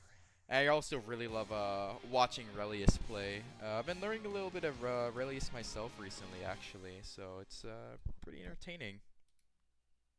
I actually was just fighting him too the other yeah. night, and like, yeah, character's real good, but the kind of rush you get from blocking a bunch of duo bios mix and you like block so it all, fun. and like, you feel like a god. Yeah. It really is. I don't know what it is. It's just like the character I love blocking the most in this game. I don't know. No one else does it like that. You like blocking Dawn? I do. Are you, just sorry, Relius as a like whole. blocking Relius? Dawn's fun to fight. Yeah, I can see that. I was like, but like blocking Relius is fun. I guess so. I don't know. I feel like I don't know. I feel like his mix is strong, but like a little bit fairer than other characters. I don't know. I could see that, honestly. I could see it. Oh, nice anti-air. That's another thing. Like, I also really love the mind game with all the Relius like air stalls and whatnot. But daze seems pretty good with catching them. I mean, with that 2C, you should be. You know, I feel like really nice. Yeah, Relius is one of those characters where it's like he's strong, but he's not like top tier. So it feels like there's like a certain level of like, for a lack of better words, there's a certain level of gap that you need to present in order to play well with the character. But that also might just be a bit of a hot take as well.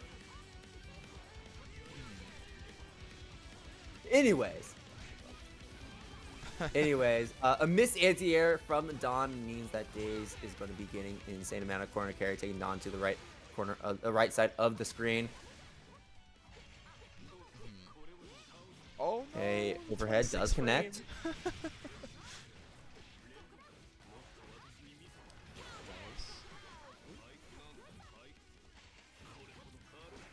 Anti-air gets the pickup. That should be dead. No, not quite. It looked like you wanted to go for the astral there. He's getting kind of greedy. Yeah. Like I don't know. Daze is not like the player to go for astrals. Oh, really? No. Oh, no. Oh. Yeah, that's unfortunate there. And we get the slow walk up as well as Dawn realizes he caught the bug in the net. Evening up the round count. Daze needs one more and we have that 2-game lead. Activates Ignis in the air, just interrupting Daze on that air approach. Counter hit, that's big.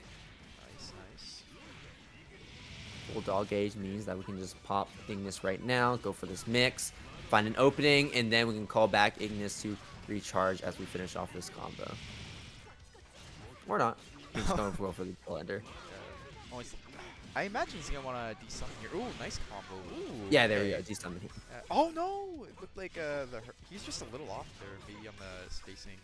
To get the both hits, it really cost him. But hey, you're chilling out, and oh, that is such a good OD through. And that's okay. I thought he was inactive already for some reason.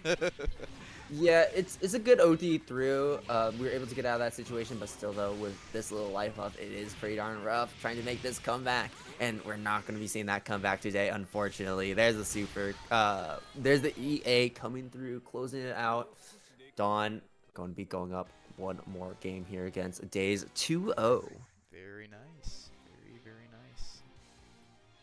Thankfully, got one more chance though. We're in 2 out of 3, 3 out of 5 land again. So, one more chance here for daze. Sticking with the Mai all the way through. We are now locked in. Right, what's the round start going to be? Okay, going to snipe Dawn as we jump to the top right corner of the screen. And we're going to be getting another pickup there on Dawn as well. Should be the knockdown. What's the pressure sequence going to be? Just the 5A stagger for a little bit. Tempted to go for the anti-air, but Dawn, I think, was that a super jump? I think it was going right on over the attempted anti-air from daze, but still, though, daze still able to keep control of that position until Dawn gets that dog gauge back.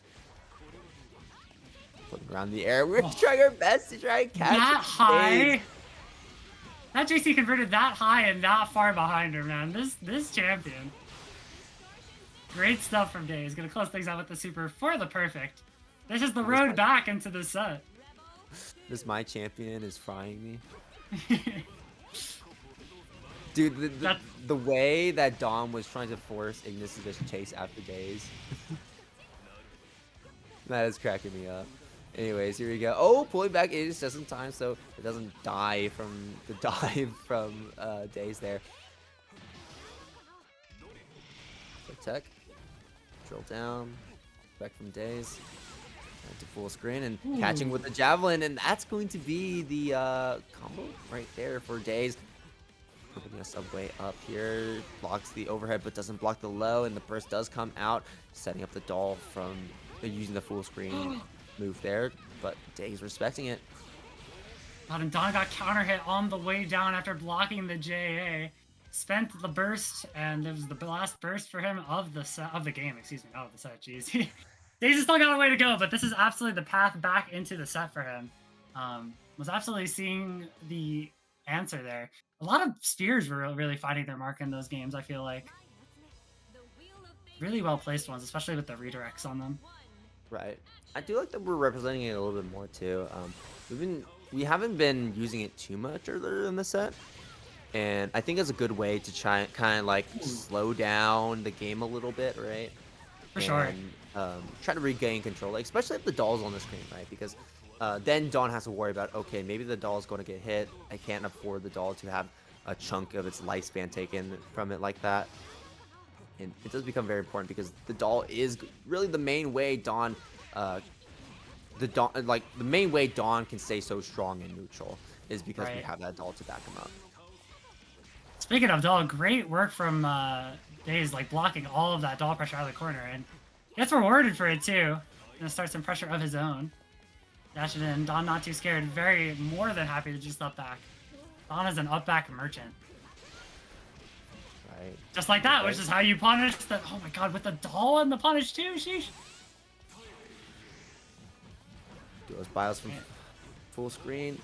I mean, honestly, if you're dazed in this situation, like, yeah, I feel pretty good about that. That's like one of the things that I don't necessarily agree with all the time that Dawn likes to do, is just ripping Duos bios from full screen like that, because it kind of just feels like you're just tossing 50 meter away. I guess the idea is that like you're setting up that hitbox on the ground, right? You're preventing daze from playing on the ground, but Mai is a character that I feel like is very flexible with being able to play both on the ground and in the air, and especially when we can stall with the spears, with the javelins, it makes it even more difficult to keep daze in a position that you want Mai to be in. You had a good idea of where she was going though in that situation, punishing the spear dive on the landing too. But yeah, you're absolutely right. Oh my gosh. Trying to chase her down after she plummets to the ground, get a 2C for your trouble. Stance overhead. Yeah, okay. Oh my god, the air chase downs are actually crazy. Wow. Oh my god, redirects around the doll. Yeah, that was insane. Alright, this is a scary situation for Dawn. We do have hitting him with the Aerodat. Hit him with his own medicine, honestly. The rally is special. Okay. Burst is back now on the table. OD is on the table. We don't have to worry about that. We'll be popping that Duos bios now that we are plus. Let's see, can we block it all the way through? Block it overhead. Gets hit by an awkward hit there, and Dawn not ready to confirm. Yeah, it's a tough one. Trying to jump out, Dawn jailing him back to the ground. Duos bios yet again. Great OD! But you can't punish it, unfortunately. Oh, but the doll messes up the punish. Yeah, but the EA, I think, did connect with Dawn, and so Dawn was pushed far enough away to where it made it awkward to actually get a punish right there. 5A second. We just keep on pressing. We do not respect the reversal from Dawn. They said, I'm plus, bro. I'm going to keep mashing. And so he did. We are now tied up in Losers Finals, going to game number 5. Chat room, if you're enjoying this, please type in the match arena. I know these players would appreciate after the show they've been putting on for you tonight. This is some crazy BlazBlue. Hell no, they got enough money already.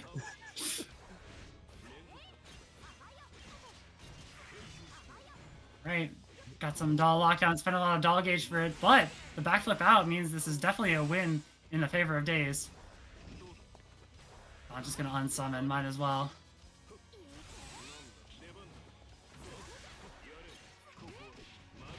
Here we go, making use of that. Oh, God, that doll move in the air is so hard to contest, and if you hesitate for just a second, here comes Dawn running his pressure. daze wants none of it. Gonna burst on out, throwing a few spears. You're gonna put in a 2-on-4C. Oh, but it was a little bit long actually, so daze is able to worm out. Here comes 2C and JC controlling all the airspace. Versal super on back. Dawn does not want to hold that, and you're getting put in the mixer too for that mistake. How dare you 5A me meaty? Oh, the air throw. Or not the air throw, the regular throw before the 2-on-4C connects. I don't know why I said air. There was no air involved in that situation. Anyways, Dawn. Or you can say that the air was knocked out of daze's sails. I don't know. Yeah. You know, okay. No. I failed the analogy. Here we go. Anyways, sick run in, by the way. Just like unfazed. Mai's pretty fast even on the ground too. Unfazed, putting Dawn in the daze. Daze Ooh. tries to go for the throw, but it does get teched, and Dawn able to get out of the corner, but still having to hold this pressure sequence up into the air, stalling a little bit, using the drill, trying to catch daze on the ground. Sends out the doll to full screen and having to go over there to collect the doll himself. Look at the doll's health though from all the spears. It's back now though, and there we go, just in time for daze to get a hit, or Dawn to get a hit, excuse me. Ball 2D holding on the ground. There's possibly daze's last burst of the entire set. Oh my god, spear drive not punished. 2C Dawn on the way down as he tries to do something about it. This is absolutely going to be it. We are going to a final game, final round situation in Losers Finals. Oh my gosh. Yeah. Getting to that point where it's like, probably gonna get a reverse 3-0, right? Don Oh, took the yeah. first 2 games pretty handedly, and now Daze really just crawling his way back from that deficit to make it into grand finals. Give us a little bit different there, but we will see. The defense is so clean. It all really depends too if Don is able to find this hit and able to convert it, right? If we can convert that, if we could have converted that hit into the corner position, that would really set up Don for success, but we have yet to find that as we're still stuck here in mid-screen, just slowly chipping with this health bar. There we go. Nothing too substantial until now, though, as we spend that super to recharge that doll gauge. Yeah, every time he's been getting a hit, he didn't have like any doll gauge, and just now, you know, you gotta spend some resources for it too. He doesn't want to spend the overdrive for it, but here's an air throw for real this time. Puts Don into the corner. And use that air stall. He's not flinching on it though. There we go, runs under with the 2C. See, oh, Don's spending all these resources, and the doll is like not healthy in this entire neutral too. Yeah, no, not at all. That, yeah, having to call that back so we don't take another hit. I think Doll got interrupted there again. And Daze, yes, sending out the spear, trying to interrupt the stall so that's not a factor in a neutral here in this end game. Needs one final hit. We find it with the anti-air. Daze with the reverse 3-0 takes it over Don here in losers finals, going 3-2, and now has punched their ticket into loser side grand finals to play against Kobe. Yeah, that really like. It didn't feel like Daze, or it didn't feel like Don could do anything against Daze in those last few interactions, right? Like, the doll was being pushed thin. When, like, Don finally did get a hit, like, Daze had done so much damage to the doll that he couldn't really get anything going anyways. Had to spend a few resources he had on, like, actually, you know, converting the hits, and, like, didn't want to spend overdrive just in case he got hit. Like, I don't know, man. Daze had just such a control over the entire neutral that it just felt hard for Don to fight back at all. Control over the neutral and control over the resources too. Yeah, Daze making a miraculous comeback, honestly. Like, because I think we lost in a winners quarterfinals just before top 8. I guess it's not really that bad then. But you know, going down 2-0 to Octopus, or going down 0-2 to Octopus, Daze, then beating Heartwad 2-0, beating Soliloquy 2-1, beating Oni 2-0, beating Octopus 2-0 for the run back, and now taking down Dawn. Daze is poised to try to play for a reset here. We're on a fantastic run so far, and I guess, like, honestly, part of me thinks that, like, Daze wasn't taking the bracket seriously until we got the $100 dono, and now Daze like, hold on, like, I gotta lock in now. Like, wait a minute, payday. Okay. Looking like some Jin mirrors? Come on, this would be sick. I think Kobe did say that he would play Ragna for, he would play Ragna for one game. That'd And be fun to honestly, see. we got winner side grand finals. I don't see why not. Oh, is it doing it again? Oh. Well, at least we had no effects this time.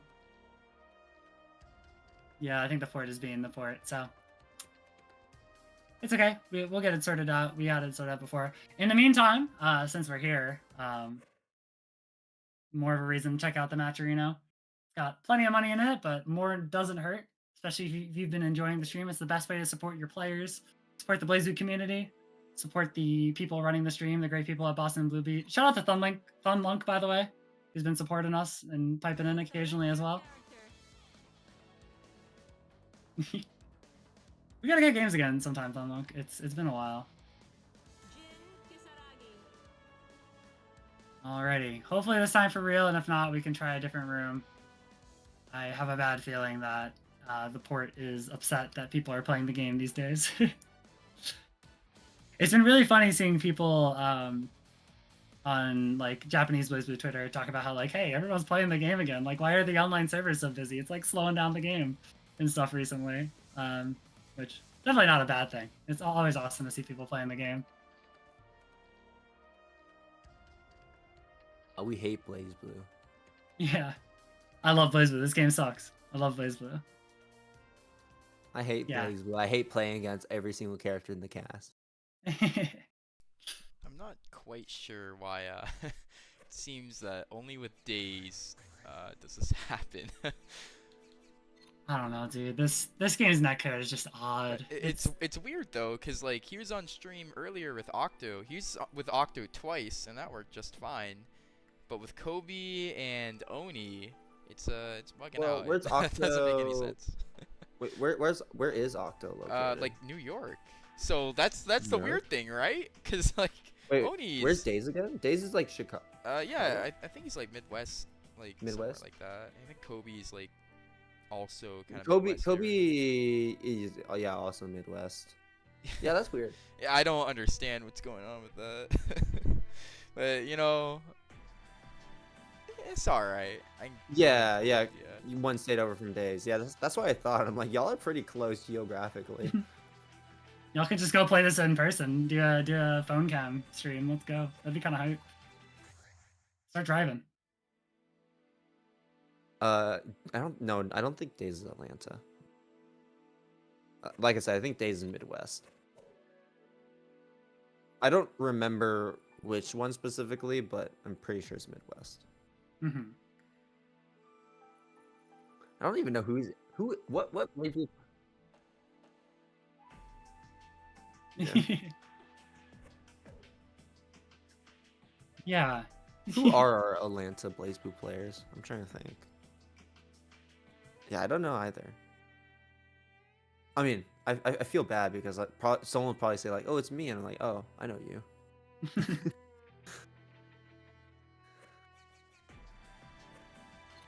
Like, I know who we got in Florida. I know who we got in New York. Yo, tell Seudo to pop in one of these brackets, man. Get my man Seudo in here.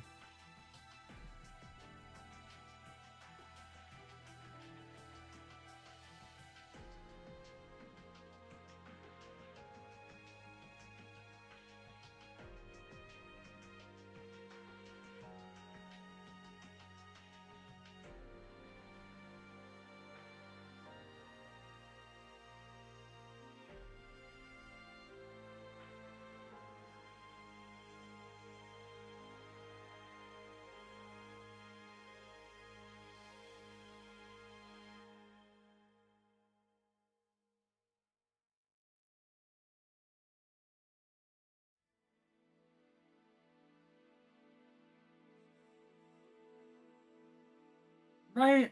Me too. Heard when you brought up the ad, I was like, okay, yeah, you do it, then.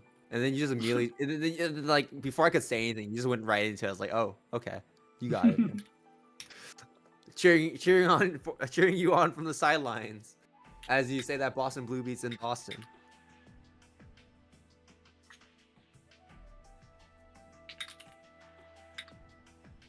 Oh no. Oh, can they not hear you? Oh, okay, never. As you can see on the screen here, we got the Boston Blue Beat Monthly.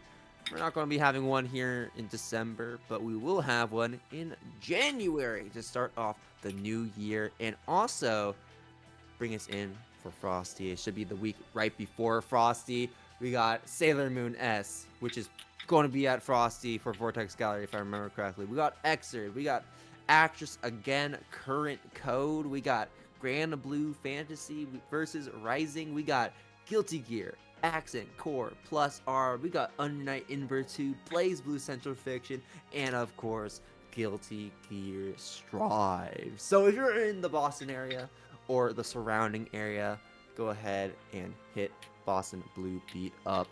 And also, if you're not in the Boston area but want to be playing in these pretty sick games we got available, of course, hit up the weeklies. We got Mondays for BlazBlue, we got Tuesdays for Accent Core, and we got Wednesdays for OniNYC. So go ahead and tune in. Always got a rotating cast of commentators, lots of talented people, both on production and in the bracket. So it's always a good time every single evening. Absolutely. All right. So the bracket, as you see, we've had a lot of big names dropping in and out of this bracket, which is kind of nuts, especially on, like you said before, Salte, like a random Monday. But you know what? That's probably why we've had a lot of people, right? Like people don't have anything else to do, so they're like, I still play BlazBlue. Nothing crazy going on. Yeah, that's true. That's true. And what's the next big tournament? Probably Frosty. So people got to start Yeah, the grind and all that. I'm very excited for Frosty. I had to miss last year due to some personal circumstances, so really looking forward. Unfortunately, no CEO Taku to close out the year anymore. Oh yeah. We also don't even have East Coast Throwdown in October's anymore. So the It's second sad. half of the year feels really empty. Yeah, like after Evo, everything just becomes like pretty sparse in terms of like big tournaments, because like of course there's like Climax, but I don't really group Climax in as like like the big ones, just because it's like only 4 games. Yeah, And it's Mhm. for other. you think of it more like, honestly, think of it more like a family gathering rather than a tournament. It's not a bad way. There was that Midwest tournament that was like Oh, last Mixed month. It's Fest, like yeah. slash. Oh, I was thinking about. I think it was in Slashback. Yeah, but Oh, Slash. Is that no, different? no, no. That's Flashbacks in in April? March. March. It's usually March or April. I think it's April though. I thought there Usually. was there's an October tournament that I'm thinking about in the Midwest. I don't remember the name. October Roundhouse. Roundhouse. Roundhouse, yes. Different Also, two-word thing. Roundhouse is very much regional. There's only like 200 people. Roadhouse. Oh, right. Keep the 200 change. people, yeah. I mean, still pretty cool.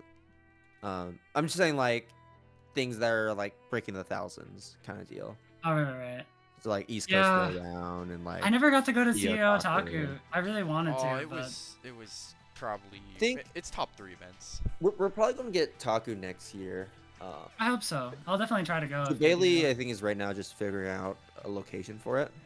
Oh, I see. But I think right now he's just in talks for it, because last year was like a bit of a, oh no, what do we do? Okay, we got Holiday Matsuri to help us out, right? Mhm. And it's like we still want to run the event, and then after that I was like, okay, what did we think of it? It was a fun event. I did go there, and you can kind of like double dip with like Holiday Matsuri and then the tournament itself, though I will admit I did just stick to CEO Taku for the majority of it. It was kind of cool, but at the same time I was like, well, part of what made CEO Taku so special was the fact that it was just CEO Taku. And I think a lot of the people in the community felt the same way, even though it was kind of cool to double dip like that. I think the general consensus was like, okay, Taku has to be his own event. So because of that, Jibe was like, okay, we'll take a year off, figure out what's going on, and then I see. like, go back next year. I didn't realize it was because of that, but yeah, Oh. I'm looking forward to it coming back. Ragnar versus Jin, let's go! Let's go. You know, we've Though, debated unfortunately, we into don't have this so many times now with Daze and Oni too. We finally get it. Dude, it's gonna be crazy if Kobe just wins this game. Sticks on the Ragnar until he loses. Oh, we don't get the music. Oh, it's fine. I'll play it in my head. Hey, there's a chance, right? Wait, I can Yeah. commentate and you can start like humming it. Yeah, we can acapella this. We got this. Wait. It's the music. Music. Oh no, they said it's auto. Yeah, we just can't hear it on the stream. Oh, Yeah. my fault. Oh, that's right. Oh my No, god. yeah, it's all good. I'm playing it on YouTube right now. Alright. Really good air conversion there from Kobe, starting off with that JA into the JC, getting the knockdown as well, having Daze in the corner almost immediately, running up, baiting out maybe a DP, maybe a response with like a 2A mash. Kobe though, flying to the side, that's going to be a trade. Much more in favor of Daze right there, as that did stop Kobe's momentum. Oh my god, that 5v just like Jin has such a hard time contesting it on the ground. He kind of gets smoked by Ragnar's pokes on the ground. Kobe's gonna take full advantage of that, moving back, looking for that short little DP. Yeah, that thing is tiny. And just like that, Kobe taking game 1 pretty cleanly. Right. Daze had his hits, but wasn't really able to confirm them cleanly. Okay, low profile right under the fireball from Daze. Kobe going to be closing that distance there. Forcing the 2D and trying to air dash forward for the overhead or close that distance. Unfortunately, though, barrier is a bit of a struggle there for Ragna, just because 2D being his best low does present some situations where it does whiff and you can get kind of blown up for it, depending on how aware your opponent is. Crush trigger, though, here for Kobe. That's going to be a solid opening daze. Not even opting to spend that burst. Not going to be a whole lot of damage, it seems, here for Kobe. But we do have active flow, so... A meaty cross trigger. There, so extra damage. Alright, great JAs challenging the airspace. That's usually where Jin kind of like shines, but Ragnar like isn't a sledge there either. Oh my god, run up 5D, smacked right in the face. We're gonna go right into overdrive to seal things up. Oh, okay, with a little reset too, just for the spice. Still is Kobe's W, going up 1-0 in this grand finals. No way. Are we just gonna swap off of the Ragnar now? Just swap it off. I mean, he's locked in for this game. Dude, so. what oh no. Oh, no, you can't Daze, you can do it. Well, no, because you won it.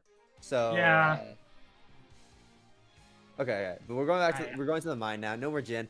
Turn off the music. No, I'm keeping it playing, man. This song is too good.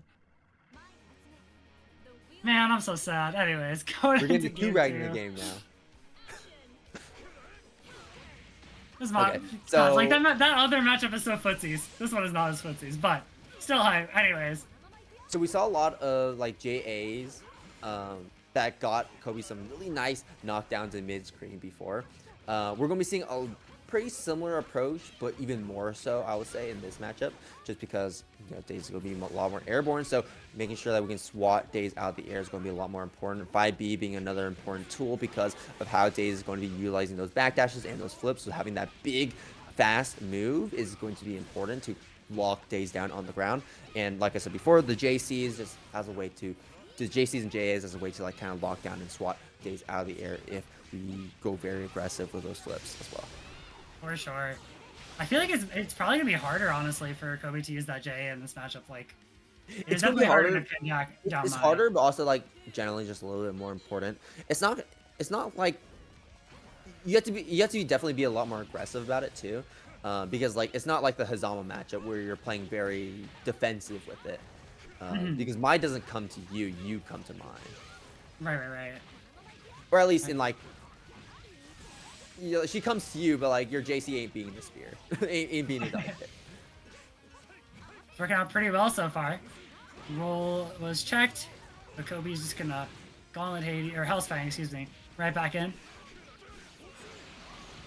Right, there's the knockdown, still an active flow. We're looking for something, doesn't even TRM, but just gets good old raw, old-fashioned throw. Daze got a lot of meter, got a lot of OD gauge as well. This player throws the old-fashioned way.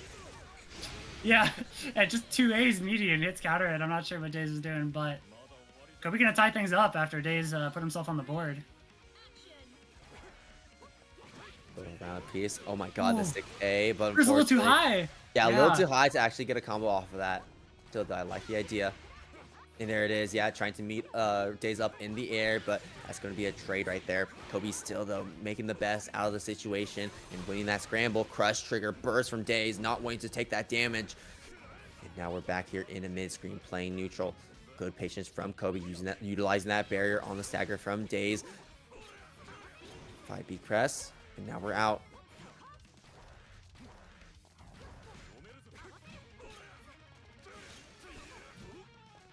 Daze just holding steady. He's not budging. Oh, but just go. Oh, but the RC wasn't expecting the Gauntlet Hades to hit. The 5B does connect though.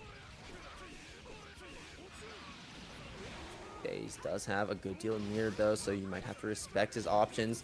Going to be coming up at 100 meter. There's that flip to go right into the projectile, and then you can see Kobe's response being just an air backdash out. It's like, okay, I got to create some distance, because if we choose to go for a dive, then that does give Daze a ticket out of the corner. So Kobe going for that backdash to maintain that presence, and then also making sure that Daze doesn't go for something risky like that. Great use of the knee stance fake out there from Daze, catching Kobe no way. low, but okay, no 9 up. Danger state though. No more barrier. Backflip out. You must have your overdrive back so you can get back the barrier in a pinch. Got a lot of meter to work with, and this Oki. Kobe content to block things out though. Oh my god, the overhead off the knee stance again. We're gonna overdrive and yeah, just like that. Oh my god. Daze keeping cool under pressure, finally taking advantage of Kobe's defensive habits to close things out and like using the OD to seal the deal too. Super, super clean. Like we were talking about before, just like knowing his game plan, knowing his road back into the game and just executing on it. Alright, and here we go, going on to the mains now. Like, finally, I'm freed of the Ragnar. I'm freed of these coils. Really clean, though. I mean, you almost took the second game. I was like, are we just going to 3-0 with Ragnar? But I guess not. Also, there's too much money on the line to be messing around like that. I mean, like, this is the first time. This is the first time that BlazBlue players have seen money. Yeah. In, like, years. They're going crazy for it. Like, it's like freaking. It's like a freaking TNS pod. We only get like one CF tournament every year.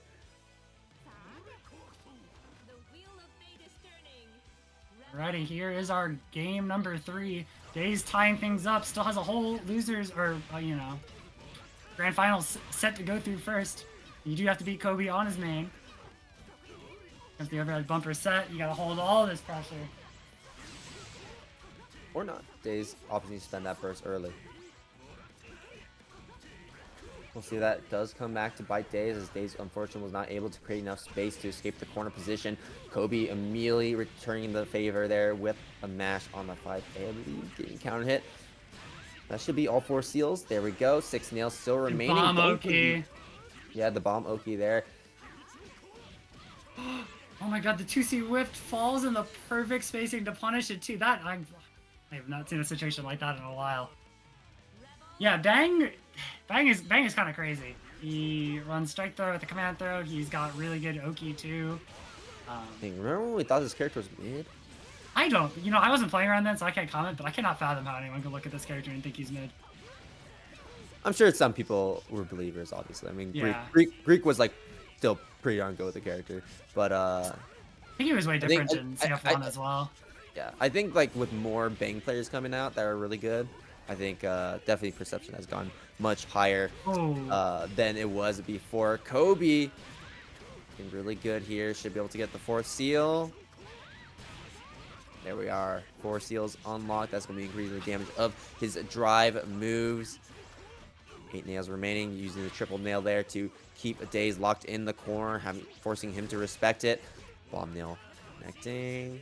Or no, I think that's a single nail. Yeah, single nail. Triple nail coming out. We have 1 nail left, and we won't need to use it. Kobe just on a roll. 2-1. Yeah, holding that set point. That lesson direction was so crazy. Back and forth, small little hits, death by 1,000 cuts. This character can absolutely play that way. Back to the Jin? Oh my god, back to the Jin. I think Jin definitely has the tools to deal with Bang. This is a matchup I've been studying a little recently just because of locals and like again, you need to like very carefully control space like you mentioned. Jin kind of plays that game a lot in a lot of matchups. But especially in his ability to contest Bang in the air and test his anti-airs. Jin really excels at that.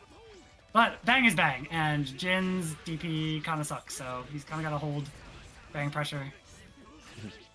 I don't know, who are you kidding? Everyone got to hold Bang pressure. Anyways, there we go. Like we said, Kobe's trying to maneuver around those big Jin air normals, using the fact that Bang has those extra air movement options, but making use of the overdrive with just the 2 seals.